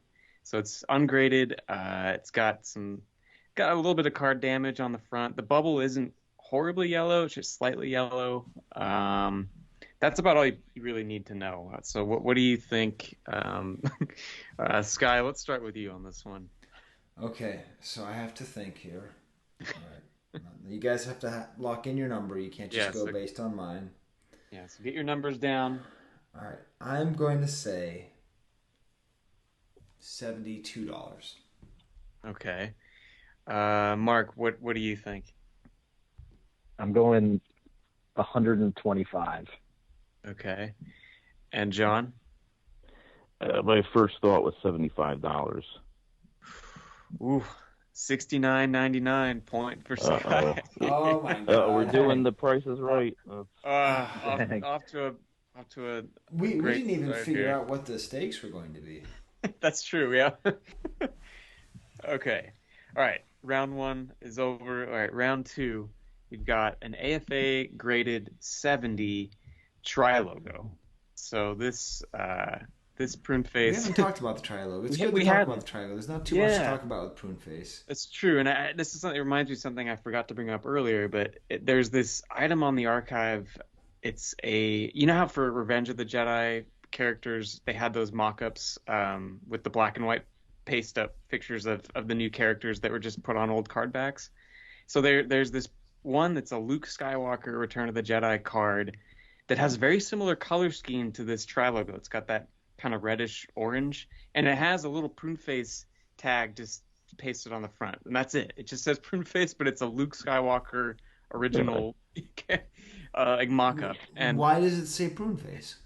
My only assumption is that maybe they were going to be creating some kind of mock-up similar to the earlier Jedi figures, and they just didn't do the picture, or they were just saying maybe he's going to go with this color scheme for the nameplate. But I love that it's Luke Skywalker with a Prune Face label on it. It's like the most iconic and the least iconic. It's that the xenophobe Prune Face would absolutely hate this thing if he saw it. Anyway, so the tri-logo has the reddish kind of color scheme as the Luke card. Anyway, so yeah, graded 70. This one has one of those KB stickers that's 2 for $1. Obviously, well, yeah, I guess that's about all you really need to know. AFA 70 tri-logo prune face. Let's do a snaking order here. Why don't we start with John on this one? Okay. John, what do you think? Wait. Just, I need to lock in my number. I need to mentally lock in my number. So it's an AFA 70 prune face. AFA 70. I don't know how rare tri-logo prune faces are, so I have to be honest. Okay, I have my number set. Okay. John, what do you think? I'll say 225. 225. All right. And what about you, Mark? I'm going 150. 150? Okay. And Skye? The number I have is 169. Dang. 164.63. Wow. Skye. All right, you ready for item number 3? God, I can't lose. All right. So up next we have just a standard bagged prune face. This is the Kenner baggie, the blue Kenner logo. It says made in Hong Kong. What do you guys think a bagged prune face would sell for? All right, Skye, let's go back to you again. I don't know about kooky baggy collectors. I just want my prune face blue perm. Okay, my blue sperm poo face. Okay, I want blue sperm poo face. I haven't been getting much sleep. I've been getting up way too early to go into work. I'm doing all the emails. You're almost there, Skye. You have a couple of speaking out loud, am I? A couple of my blue sperm poo face. Okay. I want a blue sperm poo face. I just want my blue sperm poo face. Poo face. Poo face. I want blue sperm poo face. Prune face items to go, and you will be We're off. just waiting for The John dream to man. talk, right? I don't have my headphones in, so I'm just saying whatever I normally say. All right, let's have it. Okay, I'm going to say $51. 51. All right. Mark, what do you think? I'm going 5101. 51. Can I do that? It's been done. All right, and John? $62. 67. Point to John. All right, we got another. So yeah, all right. To recap, we got the carded figure for $69.99. We got the tri logo for $164. Now we got the baggie for $67. All right, we got 2 more to go. All right, up next we have a resealed Lily Letty carded prune face. So is it? Oh my God, I would hate to see, because you know how Lily Letties get all weird with like the drawing and the art and stuff. Is it just even weirder than that? It looks It's a weird. little rough. I have one. Yeah. So tell us, John. What is bizarre about? It's like it's very reddish looking. The colors on it, the card, the card back compared to the U.S. one. Okay, so like the cape is kind of more reddish looking. Just the image in general. Yeah, just it's very reddish, where it's like all like browns. You know, the U.S. version. This is like it's more reddish. Okay. Yeah, that doesn't come through quite in this picture. It looks darker. It's almost for sure. It's almost like a maroon, like a purplish. Maroon, yeah, that's right. Yeah, it's more maroon's a good description. Weird. Maroon. Okay, so a resealed prune face. It seems like all the the figures original Lily Letty, the bubbles original. It's just been re-glued on to a Letty card back. What do you guys think? Okay, I guess we're gonna start with John on this one. It's weird. Those are weird. They are. A lot of them are resealed. A lot of them fall off the bubble, so it's kind of common. Yeah. 585. 585. All right, Mark, what do you think? Well, I've been horribly wrong on all these, so I'm just going to stick to that pattern. I'm going to say 350. 350. Okay. Yeah. And Skye, are you awake, Skye? You there? Yeah. Okay. I'm just thinking about my blue sperm poo face. If I win, you guys both have to wear T-shirts that say "Ask me about blue sperm poo face." Oh, you're changing the deal here. Hey, I think John wants to wear a shirt that says "Ask me about blue sperm poo face." I went a lot higher, and I said 700. 700. All right. Well, let's see. Mark gets this one. All right, it's 371. Oh wow, that was a bargain. They got a bargain on that, I think. Yeah. So, Skye, if you win this next one, you win it. But then otherwise, I needed to get another item if we have. All right. Let's see. Just keep making up items so I can beat Skye if you can. Yeah. That is a tactic I need to employ more often. All right. So the last thing I had picked for this, John, you're gonna hate this. It's the modern vintage collection carded Orem Marco parentheses prune face. So this is, I don't know what year this is, probably from a few years back. It's a nice condition modern like vintage collection prune face with the revamped sculpt.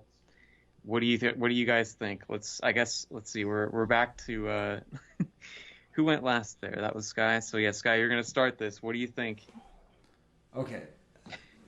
There's some crazy people out there with these modern vintage collection things. There are. So I'm gonna say $101. 101. Okay.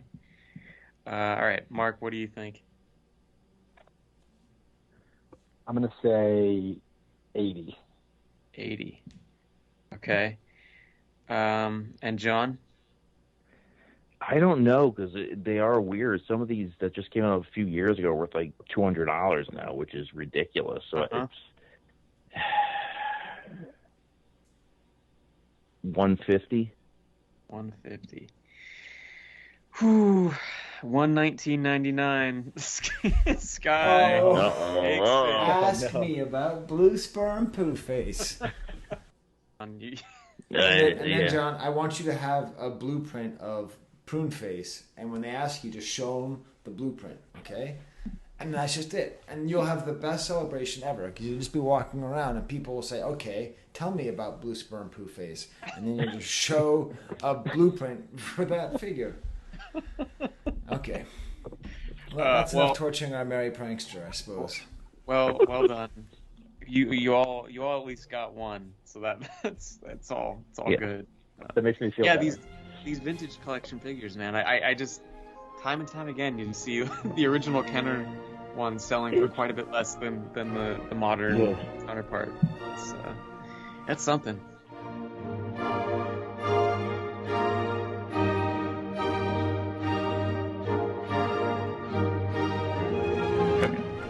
Well, it's good talking to those guys, Steve.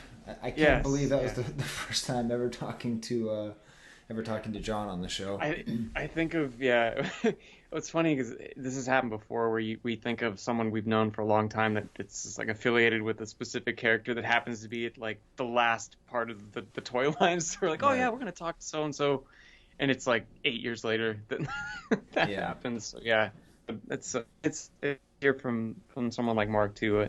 I don't know very well, but obviously, No, but like I've liked everything that I've ever seen him say or do. You know what I mean? So it's like exactly that's the thing we talk about sometimes on the show about the whole like, new collector versus older collector, and it's just a question of time. It's just like how much time do you actually have to talk to somebody when you only see them once a year? And so then new people who like seem awesome, like you have to really put in work to like. I'm sorry. I am fading out, Steve. It's been a rough beginning. So if you don't know, like the job of a chair, it's like all the things that I used to be really bad at, like sitting in meetings and just so many emails. It's just like, imagine if every email that you got in your inbox you had to do something about. Like you had to like talk to 2 other people.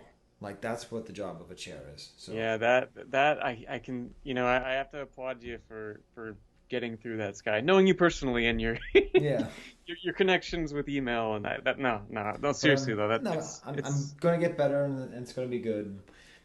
So I am going to hit stop here soon, and then we're going to go to part 2. Sounds good. Of this episode.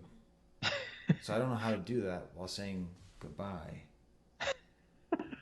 Wait, you know what? I am going to retroactively do an interstitial. God damn it. Wampa Wampa. Welcome to Cast. No, that was my adios Wampa Wampa. Okay. That's how we do it. The That's perfect how we do it. interstitial. That's exactly how we do it. Yeah. All right. Oh, and also I'm in last place in fantasy baseball, and it's not even close. How am I not? I have to be. My team is so bad, Steve. You are 3 points ahead of me. No way. Yes. Oh, wow. Yeah. And we got a month left. We'll see if I can hang on. And I'm trying. Not last place. I'm trying, and I'm that bad. So there you go. My condolences. I think you'll turn it around. Yeah. All right. Well, have a good time in Pennsylvania. Thanks. Yeah, sounds good. I'll be doing some recording and stuff. So. Yeah, look forward to hearing it. All right, talk to you later. All right, good night. The Force is back. Welcome to the Star Wars Collectors Archive podcast, hosted by Skye Payne, Fudd, and Stephen B. Danley. Hey, Steve. I don't like the way we said goodbye there. It was all confusing. And I'm thinking about how am I going to talk about Pennsylvania International Collectors event, the price, the Keystone Ice event. And I realized as I'm sort of driving here through rural Pennsylvania, I should make it like a postcard to you, because you can't be here and a lot of collectors can't be here because of COVID and because of their schedules and all that. So I'm just gonna go, and each stop, I'm showing up late, right? Showing up here on Friday evening as opposed to Thursday evening when everything started.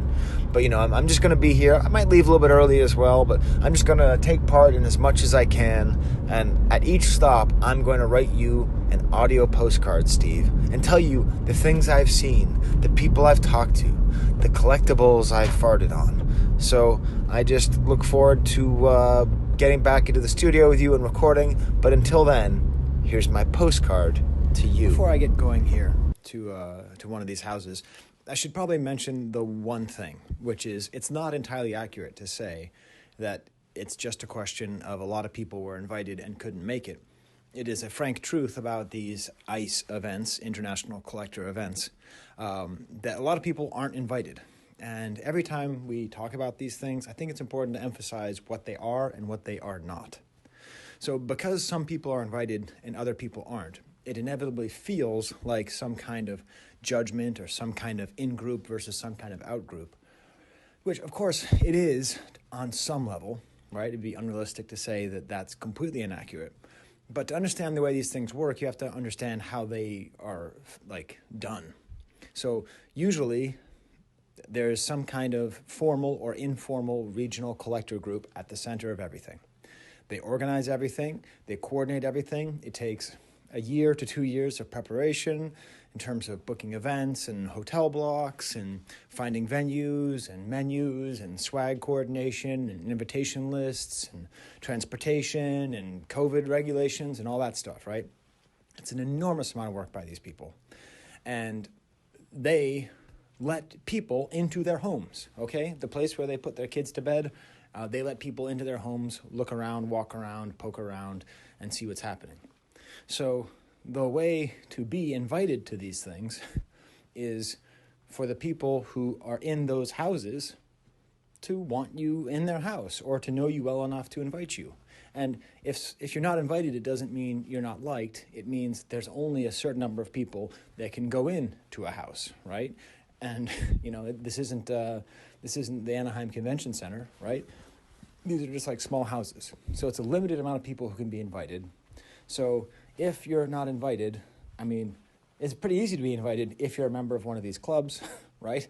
If you're just a member of one of these clubs and the event happens to happen in your area, you're basically grandfathered in, right? So anyway, I just wanted to say that I understand people feel bad about not being invited. I know I would feel terrible and I would feel bitter if I weren't invited, but that's just the reality. And I will say at one of these events, there was a huge collector who was not invited. One of the probably top 5 most important collectors in the history of the vintage hobby in terms of collecting information and sharing information and being a center of the hobby, okay? A guy who's been around for way more than 20 years. And he wasn't invited because, so there you go. Like, it just happened. It's not a question of, in or out or this or that. It's just a limited amount of people to be let into your house. All right, so I've just said that. But let's go check out this cool collection here. Okay, Steve. So you can't be here, but I'm currently in Bruce Lieberman's house at the first leg I was able to make it to, and I found something for our podcast this month. It's actually it's a 2-pack, and it's a 2-pack with Prune Face and Bib Fortuna. So it's like exactly the 2-pack that would confuse you into thinking that Prune Face is actually a Jabba character. That might be the coolest possible Prune Face 2-pack. Prune Face 2-pack. God damn it, I love saying Prune Face. Prune Face Blueprints. Prune Face 2-pack. Blue Sperm Prune Face. Okay. I want Blue Sperm Prune Face. Hey Steve, I'm still in Bruce Lieberman's collection. He has a crazy size Snoodles collection. So I think we're going to have to talk to him when we get to size Snoodles, which we should eventually do.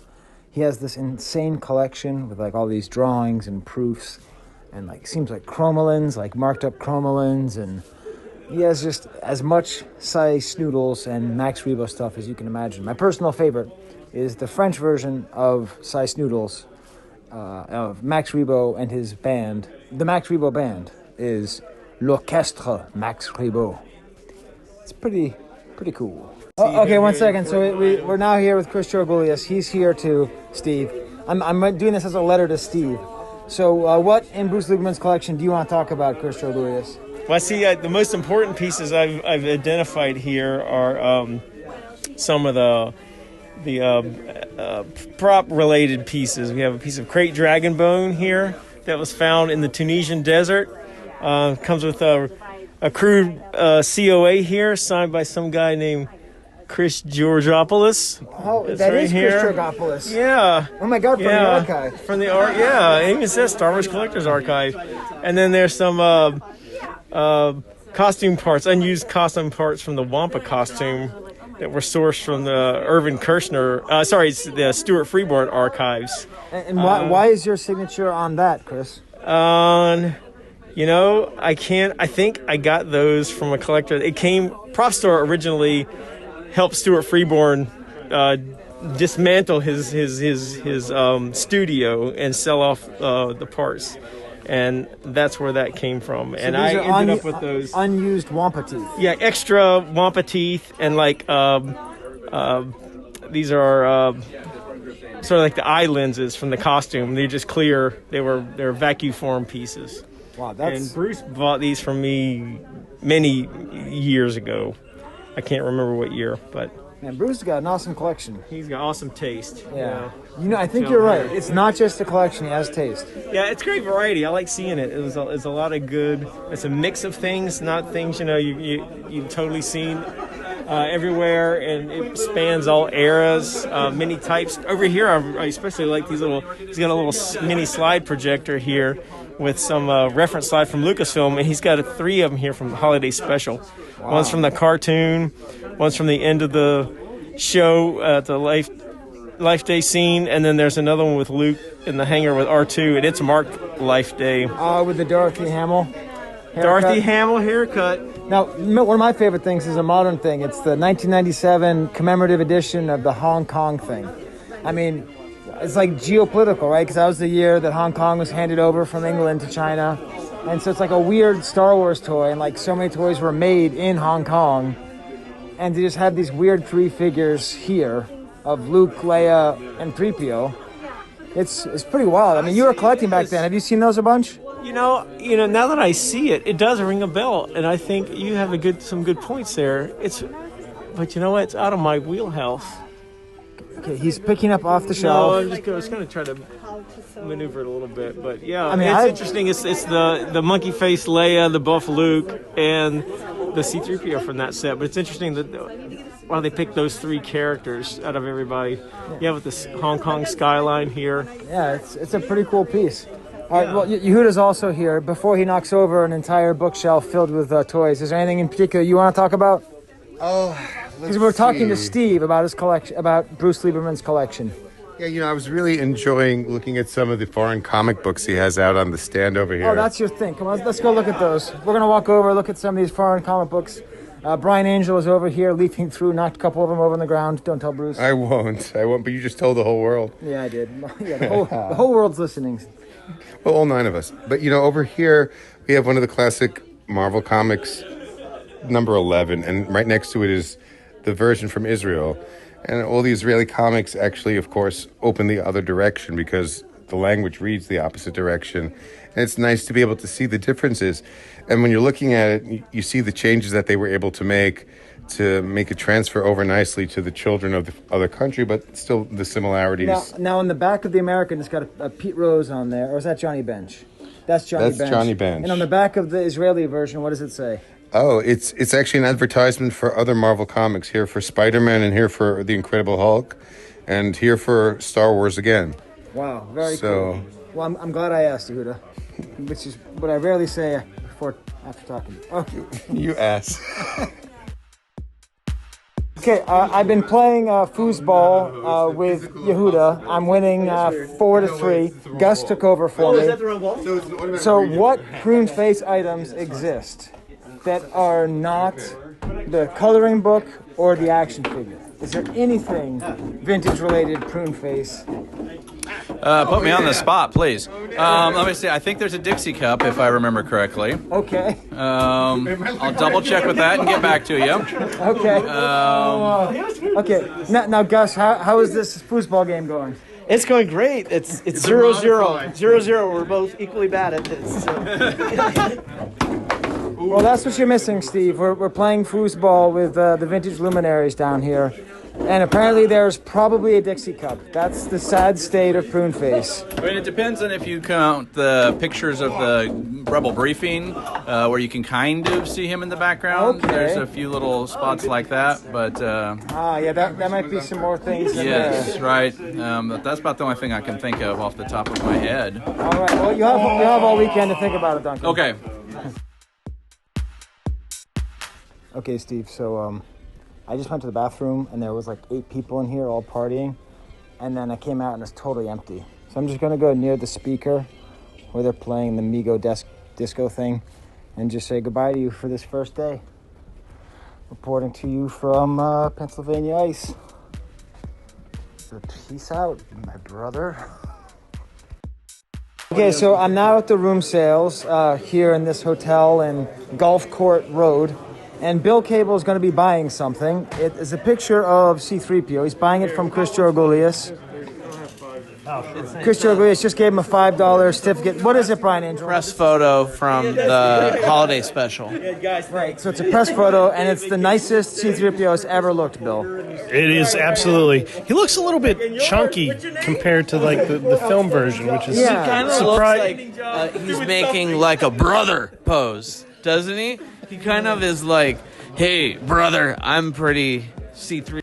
All right, Bill, let's get a picture of you with it. Okay, so we're outside.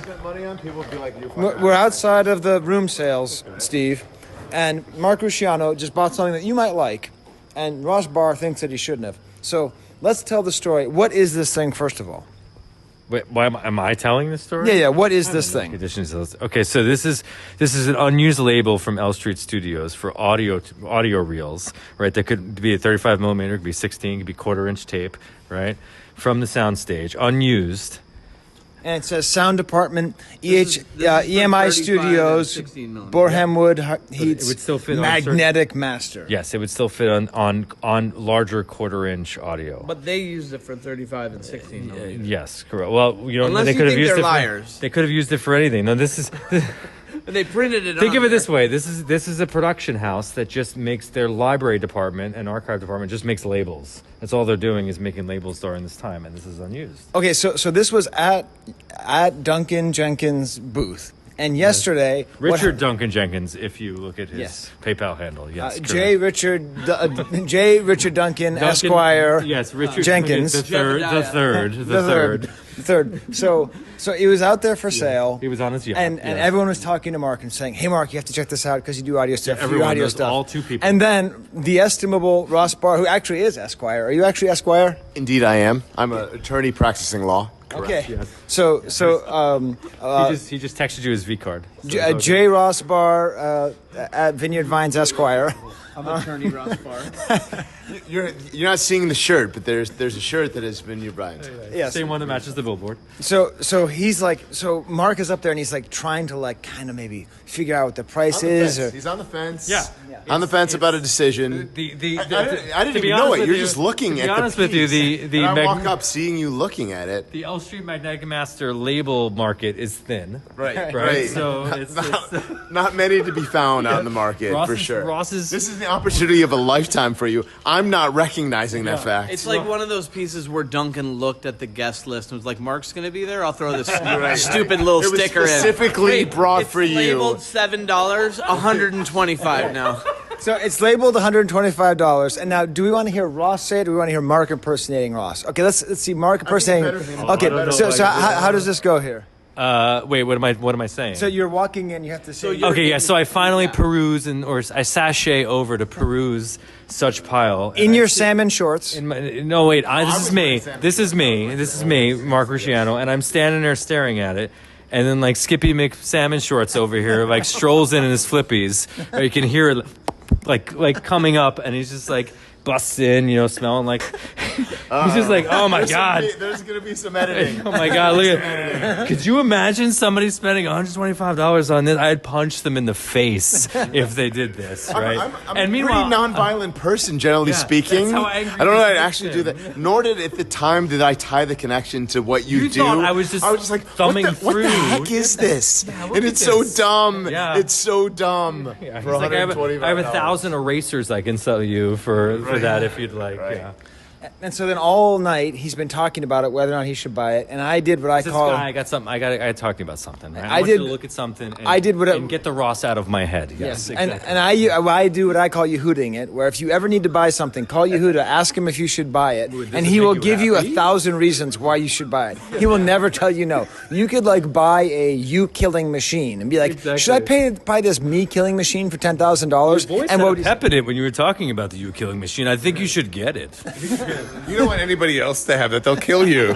You gotta buy that. So, anyways, I convinced him to buy it, and he got it for $100. Is that right? Yeah. Yes, that was. Duncan even offered it for $100 before I even said anything to him. And it was a bargain because little known, like the guy who had put the sticker on the actual Star Wars can, he actually first picked up this sticker. So this was going to be the one, but then he was like, nah, because this little brown smudge, and then he's. Might I see it? I'm now after this conversation. Mark, you have my blessing. You now have my blessing on your purchase. God bless you. May you live long and enjoy this piece. Yes. Put it. Ross was just pissed because he wanted it. Right. I was angling the whole weekend. But can you take a punch in the face back? Right. I did promise to punch that person in the face. All right. We'll get to the punch later, Steve. All right. Sleep tight. Hi, Steve. It's Skye again. We're driving to go visit Brad's place because I missed Brad Portnoy's place last time.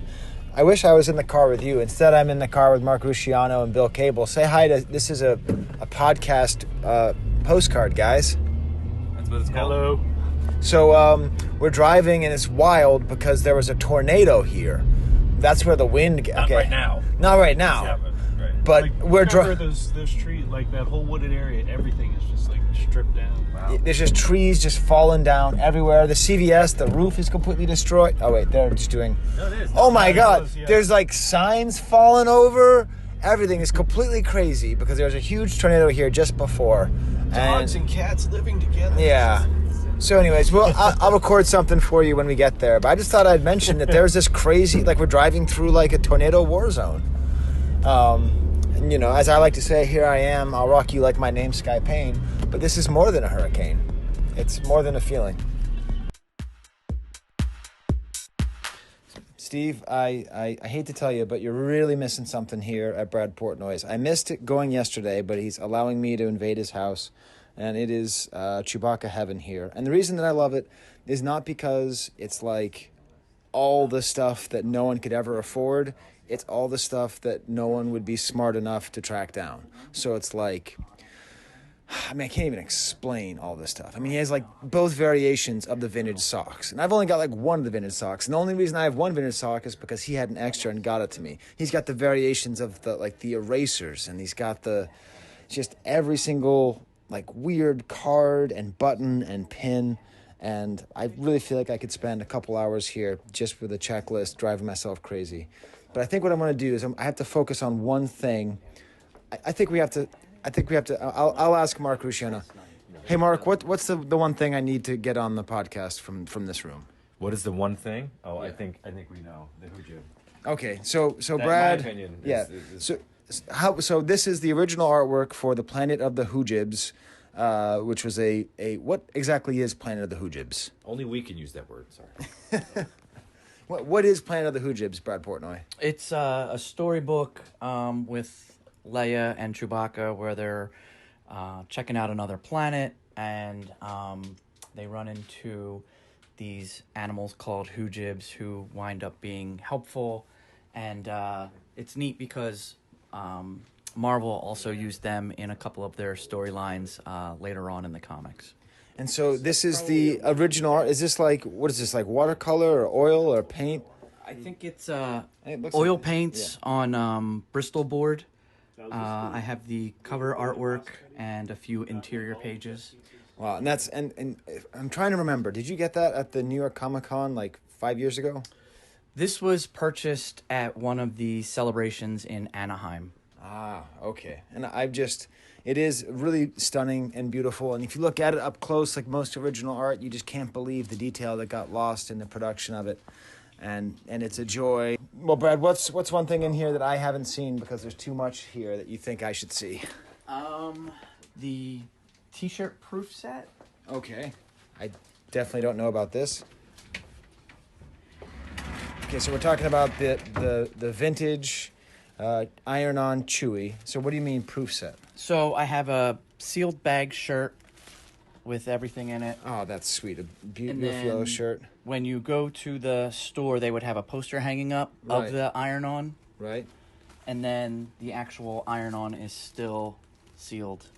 Wow. So it makes like a neat little run of, you'd go in the store, see that, you'd buy the iron-on, and then you'd have it put on your shirt. Wow, very sweet. Okay, I'm going to take a picture of you with that, and then we're going to get on to our next stage because we're actually making you wait. We're going to make you late to the next stop, but I've got to come by and live here.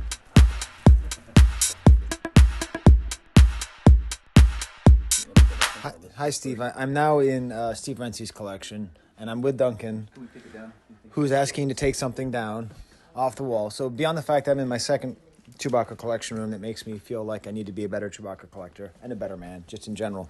I'm now here with Duncan, who confirms there was no prune face Dixie cup, but there is one of these masks, which I have never seen before. It's a Japanese mask. So what exactly? It says 83 there, doesn't it? Yep. Okay, so it's from 1983, and the company, let's see if I can pronounce this, is Ogawa Gumu. And KKK, yeah, but that's what it says. But I've only ever seen it just called Ogawa Guma or Ogawa. But there's a line of them that are these kind of rubbery masks, and as you can probably imagine, over time the rubber doesn't last very well. I have the Vader one, and it just basically kind of folded upon itself, and it's just kind of nasty looking. It's on the archive if you want something amusing to see. But I had never seen any of the others from this line, and so I've never seen one in the package. It's got a nice header card with some good Empire photos. It's got an amazing picture of C-3PO like underneath the Falcon. I've never seen that image anywhere. And then Darth Vader from Empire also. Lord Darth Vadar, V-A-D-A-R. Yeah, that's a nice one. Yoda, Stormtrooper, and Chewbacca, again, all Empire photos. But it is from '83, and I believe those were the rest of the line. But if you look in our book or on the archive, it should give you the full list of who all was. So I look around here and I just see all these things that I don't have, and it's driving me crazy. And you see this, Duncan? Yes, I do. And so I was Does like, this drive you? Why take pictures? Don't put it back on the wall. Okay, yet. okay. Yeah. No, it didn't drive me crazy, but it was pretty exciting to see because, like I said, I had not ever seen one in person in the package before. So that was cool. It's awesome. Hi, Steve. So now we're in Andy Loney's collection, and Narayan was just asking about the 15-inch Empire Strikes Back Chewbacca. And Andy said what, Narayan? Can you resume? Can you give us a summary of what he said? He said he retained it from Tom Tumbush, is that correct? And it was a salesman sample, is what he said. And they also exist as box flats. And there's also an Australian version that has the Empire label, but this is a U.S. And the Australian ones are fully sealed, right? Like they were sold on the shelves, as far as we know. So, as far as I know, yeah. Can I ask you a couple more questions while we're here? Sure. Is that really a Popey display? Yes. How come I've never seen one before? Because it's super rare. And how many would they fit in there? Do we know? 144. Gross. Are you serious? Yes. Oh my god! And where'd you get that? In Japan, at a toy show back in the early to mid 2000s. Okay, so you have a lot of Japanese stuff here, and is that just because you go to Japan a lot? I used to go a lot. Between 1998 and 2008, I'd go like 2 or 3 times a year. Wow. And then you also have, I've never seen any vintage, like the laser rifle with Japanese writing on it. Is that the only like Japanese writing on a vintage Star Wars thing? What is that? No, there are other things like that. I mean, there's a pistol over there too that's like that. A Han pistol. And then there's a 12-inch Leia and Luke's down there that have Japanese packaging also. Are those the only ones available in the 12-inch with Japanese? Yes. So I don't have to track down a Chewie in that? No, not that we know of. Well, did you ever hear my interview with Katagiri Yu of the Toy Shop? This is the second episode of the Kivecast. No, I haven't heard of it. I didn't know that in Japan, it's not polite to say no. Okay. So I would ask him a question, and he would say yes to everything. So I would say, are there shrink-wrapped, are there Takara figures of every character? Yes. Are there shrink-wrapped versions of every character? Yes. Have you seen them all? Yes. Speaking of which, you have a... Okay, do you want me to edit this out so we can't hear it? Yes, probably. Okay. Now, Steve is not known quite as a shark who will come after you, but... Okay. And finally... Do you have a Panasonic Chewbacca poster that I could even see? No, I do not. God damn it. Okay. That's been number 1 on my list for a long time. Beautiful.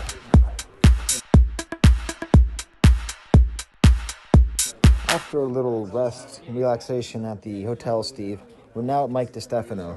You know Mike. He's the guy who does all the working with all the charity money and stuff for the archive party. We're now at his beautiful house, and I just saw something that's really cool. He does autographs. And, autographs, when done well, are just amazing. So I want to show you this crazy picture he has of all these Ewoks pounding on stormtroopers. He has it signed by something like maybe 20 to 30 different Ewoks. And it's just an awesome, gigantic size picture. And I think it's a really cool example. He put together 6 different Death Star playsets in a circle to make like a full real vintage Death Star playset. It's really quite outstanding. I'll probably talk to you more about this place, Steve. It's really cool.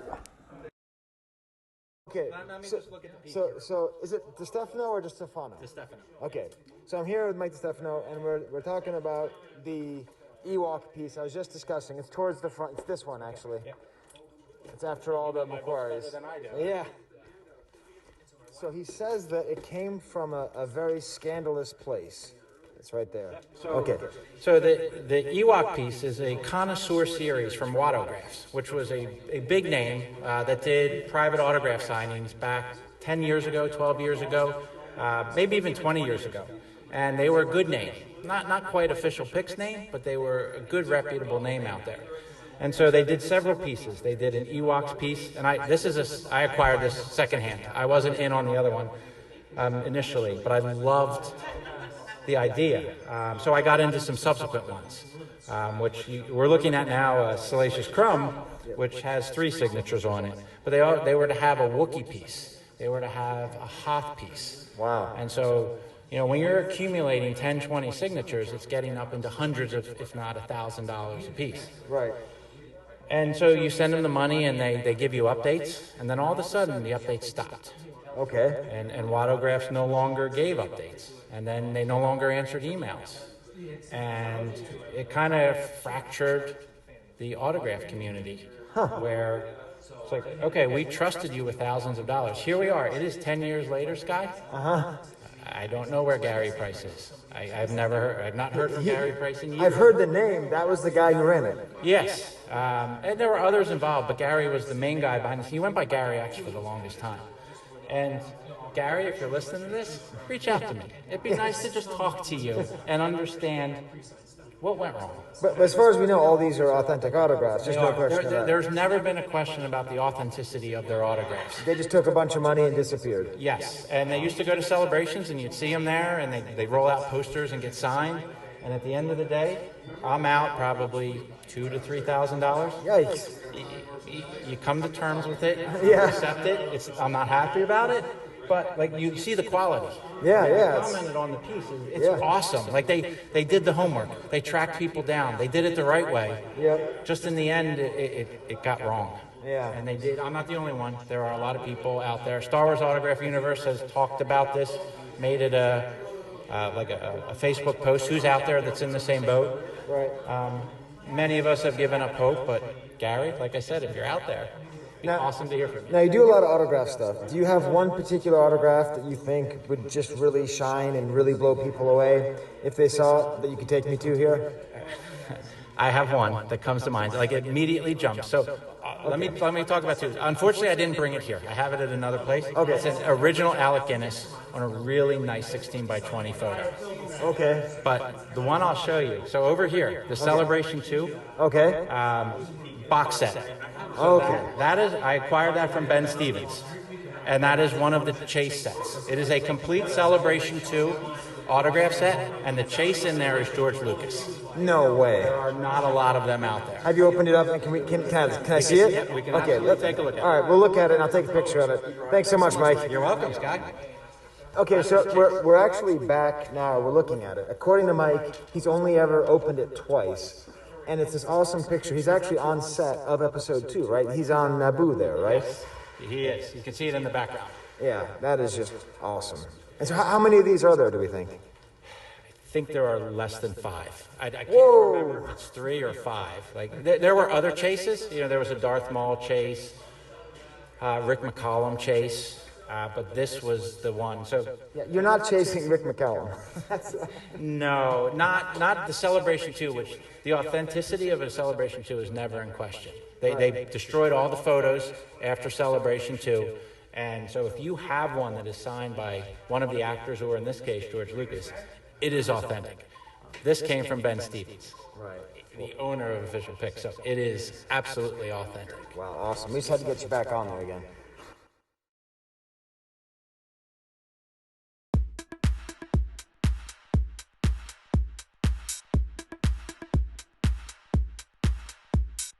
Okay, so it's now Sunday morning, and I'm here with Mark Rusciano, my roommate, and we've been having a great time hanging around, getting to know each other, Steve. He's a really cool guy, despite what you were saying before. You gotta edit that out for the podcast. Okay, yes, I'm joking, obviously. So what we are is, last night there were like the real room sales, and I was really bushed. Like an actual room. Yes, it was in Hector's room, and they were like... Which is Brad's, I think, wasn't it? Was it? Was it Brad's or Hector's? It's somebody's room. I think it was Brad's because at the end, Hector was no longer there. Unless Brad was sleeping in Hector's room. That could be the other variable. That could be. Well, it's Brad Portnoy's room after we'd visited his house, which I already talked to you about. So I'm there and I'm dead asleep. It's like 3 o'clock in the morning. And Mark had to check if I was awake by turning the spotlight on his phone and shining it in my eyeballs and then saying, "Hey, are you sleeping?" Mm-hmm. So I woke up, which is great. Dad. Which is great. Having Mark and I room together is like a funny, not opposites, not attracting kind of thing. Yeah, it's an 80s sitcom for sure. Yes. Yeah, we shot an open last night. Yeah. You know how the opens in the 80s were like 30 to 40 seconds? Yes. And now an open's just like The Office. Yes. Okay, so here we are now. So we are, so he says, "I think I have buyer's remorse." Oh man, we're not going to put that on the podcast, are we? Of course, yeah, because buyer's remorse is part of room sales. People don't talk about this. You get to room sales, I don't right? want to be the one to suddenly talk about it. Why is that? Well, you get to room sales and you get all excited and you're all like, oh my God, this is so cool and I never get this stuff and what am I going to do? And then someone offers you something and then they ask you and then you ask how much and then they say and then you think that could be too much and then maybe that's not too much. And then you're like, oh, I don't know, but how much is it worth to me and how much is it this? So first of all, apparently Mark is into micros, which means I always room with people who care about micros. This is like a weird thing. Yes. I don't understand what it is, but I've had to hear about goddamn squeezings. I still don't know what squeezings really are. It's like a first shot for the first 1-to-1 mold, really. Think of it that way. Okay, so he got some Luke squeezings from which set? Oh, this one was from it's from Bespin. So really I got it because it's the Luke that matches the Luke Vader on the Breakfast Award. Okay, right? So I have a prototype of that, and I have a run. And if you're looking at my collection, it's kind of lopsided because I have a run on Vader and then just one single pre-production Luke. So it's not really on my focus, but when something the one thing I've never done, no matter how much anybody wants to push it and say, hey, like I love when Micro Rob will be like, hey, just to let you know, I'm going to start dumping some stuff out now. I'm going to dump. And you get all excited, and then he posts shipping boxes. Right. And like, no offense to the shipping box focus folks out there, but like, I live in an apartment. Shipping boxes are not exactly like a nice display piece, right? So one thing Mark doesn't care about or at all with his micro collection focus is a shipping box. Now, what was it that you bought last night? Oh, a shipping box. Yes, he bought a shipping box. We're looking at it now. It's on my bed, which, by the way, when we talk about politics, I crashed in Mark's room, but he slept in the pull-out bed because I have a bad back. And I'm just going to give you just recognition on that. That's a solid move. How's your back this morning? It's great. It's fine. Okay, good. Probably edit all this out anyway. So. No, I'm not going to because the idea of me wailing and moaning about my back all day is what you saved yourself from. This is a fair point. So I really won here. So this is a Star Wars micro collection, yes, Millennium Falcon shipper box, and there's 6 of them in there. But what makes this box a special box? Well, first, why? So should I say who showed up? Of course. Yeah, sure. So Josh Blake showed up, right? So a friend of mine who feeds my focus, and I would say that one of my pre-production focus within micro is the Falcon, but only because of stuff that I've got from Josh over the years. Right. Not my advertised focus, whatever. He shows up last night for the first time on the ice tour here, and says, hey, I got something you might be interested in. And then I forgot about it, and then I get in the elevator in the hotel 1-2 in the morning, walk in the elevator, and he's holding the shipping box.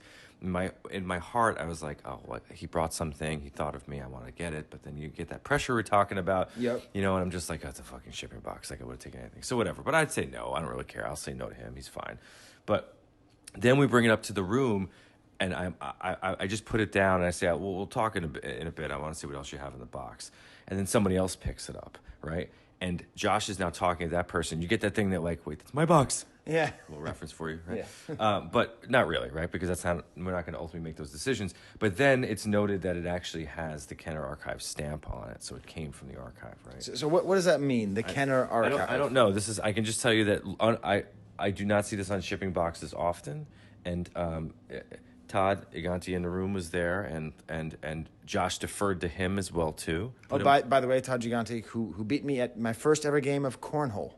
Oh yeah. Yes. Wait, yesterday? Yeah, oh, yeah. Yesterday. That was a good. Yeah. That was. I should have shot that, shouldn't I? That was Todd and Chris Logie who had a good conversation with Steve. It turns out he's a Beach Boys super fan, which is pretty awesome because I've only ever talked to people who know less about Beach Boys than I do. That dude knows more about Beach Boys than I know about anything. And then my partner was Matthew Fox, and it was very fun, and we had a nice thing. You had a lead for a while. They were so good that after they got like 8 points on the first round, they just were like sacking it just to make an interesting game. But I pretended not to notice. They pretended not to do it. Right. It was a beautiful thing. It was a beautiful moment. I think the other highlight of the game, not to steal the stage from the shipping box, but was your protection from the sun. Yes. Like, let's be honest. Like yeah. that if there was a cornhole baseball card, your photo for the baseball card would have been from yesterday. Yeah, I always wear this like big floppy straw hat, so that's what I do because I have real skin cancer. So yes, so Gigante. Yes. So what was he saying about this stamp? So then he brought up, that he asked if it was there, and so he said, hey, let's get a price, whatever. And then, me and Josh came to an even better price. Josh gave me, by the way, an amazing deal because I ended up with three Luke test paints from that same run and this box at a great price. But so it's got the Kenner stamp where you can see it says the Kerner Boulevard, the receiving bay for the Kenner Company in California, right? So in San Rafael, so it's actually in Marin County, all the way up there. So this was the place where Kenner would receive examples of, where Lucasfilm would receive products from Kenner, and they would keep them in their sort of archive to have examples. Is that right? Yeah, I believe so, because that's what Kerner Boulevard is, right? Doesn't that indicate that? Yes. Yeah. I'm just sort of teaching the people. Oh, you are? Yeah, you're not confirmed. Yeah, because you would know more than me, as would most people. No, I would not, actually. Okay, well. But that sounds right to me based on San Rafael. And this is the good thing. Eventually Chris Jorgulius will be listening to this, and he can say if we're right or wrong. Right. And he'll tell me next time he sees me, I'm sure. Yes. But it's a very cool box, and the stamp does make it special. It's not just any old box. Yeah. It's a box from Kenner to Lucasfilm, and that's pretty awesome. So, okay, we're going to go try and find some real breakfast and/or free breakfast if it's downstairs. What did you eat for breakfast yesterday, Mark? Oh, my favorite, hard-boiled eggs in a moist bag. Yes. Yeah. 2 cold hard-boiled eggs in a moist bag. Yes. That's what ice is all about.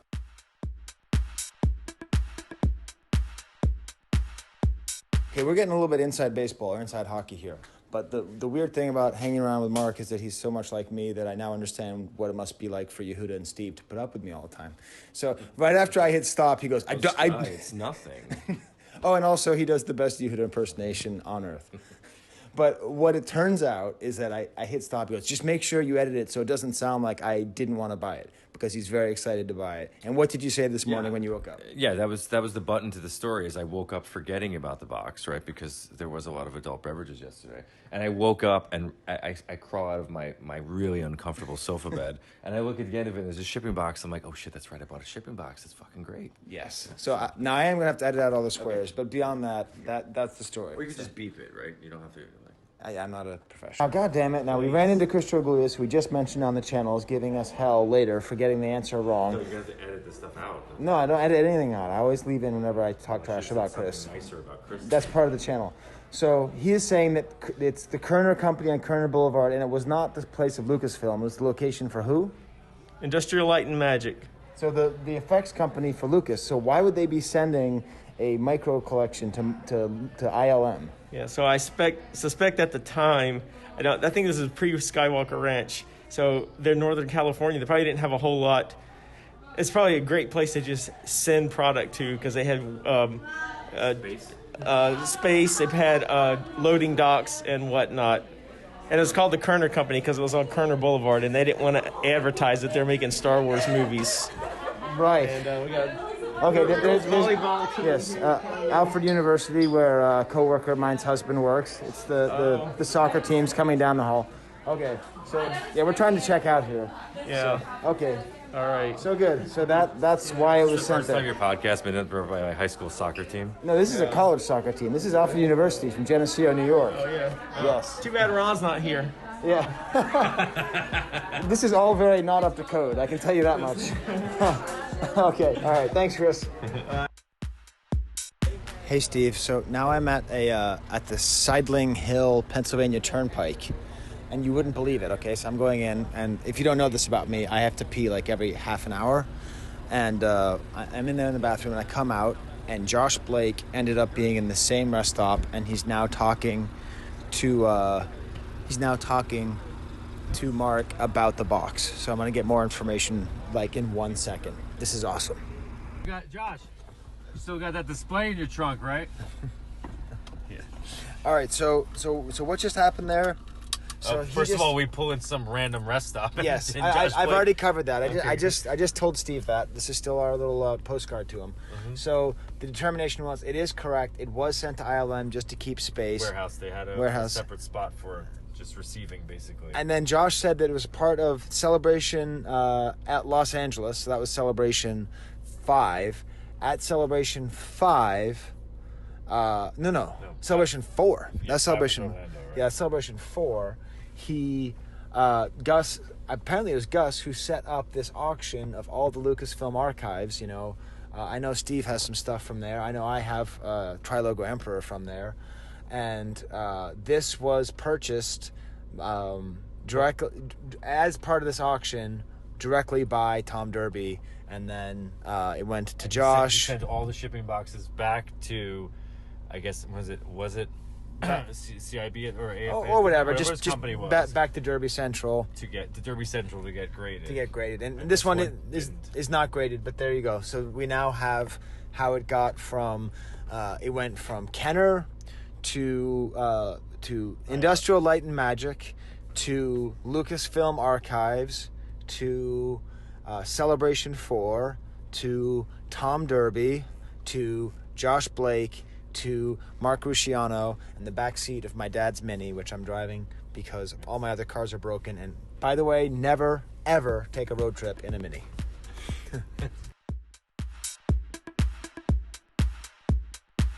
Hey, Steve. So now I'm at Bill Cable's collection. Looks like we're going to miss Bill Fryers, which is too bad, but we got up too late and got stuck in traffic and stuff. And I don't have much to tell you about Bill Cable's C-3PO collection, except for one thing, which is just something that's jumping out to me. It's a C-3PO, the removable limbs, Return of the Jedi, but it has a great big red tag clearance sticker on it. And one thing about being this kind of focus with this kind of breadth is you just are always looking for some reason to put something up here. And this kind of sticker right here just makes it super duper awesome.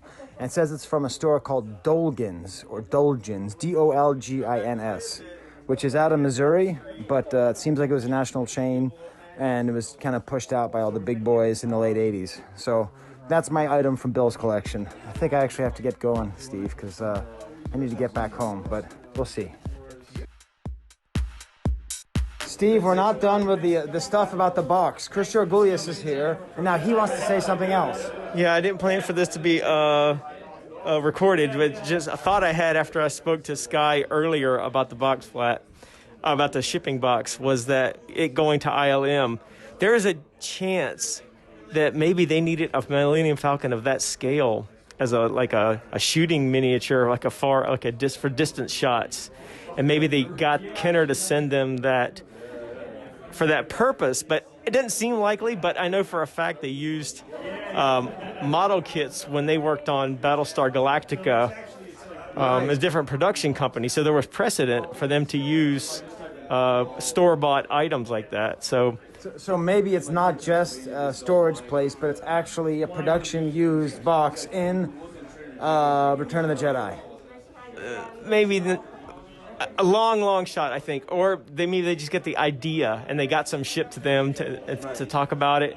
I still think that my original thought of just because there's no Skywalker Ranch at that time, they needed a facility to ship that to, that it went there, but... Well, I love it. Thank you, Chris. And Mark, you didn't just hear this. What? Chris has another theory about the box. Did you hear my theory? No, theory is that it was sent to ILM so they could use it while filming the movie to have a thing to base it on. And scale because of maybe the way the right the way scale it was for a distant shot, maybe, but I wouldn't. So it's a production used box. I think you should just get it CAS graded. I will sign for Chris. I'll give his At least certificate. tell Chris my theory of what it was. Okay, what was your theory? Is that John Knoll? They heard John was a focus collector, a Falcon focus collector, and John Knoll's a focus collector. So Falcon focus collector. John Knoll. I don't think he worked at ILM in 1982. All right. So there it is, Steve. There was the trip. There was ice. Yeah, I hope you enjoyed this little trip to Pennsylvania. Say hi to the family. And, okay, Wampa Wampa. No, I'm going to try to do my best Steve impersonation. Adios. Oh, man.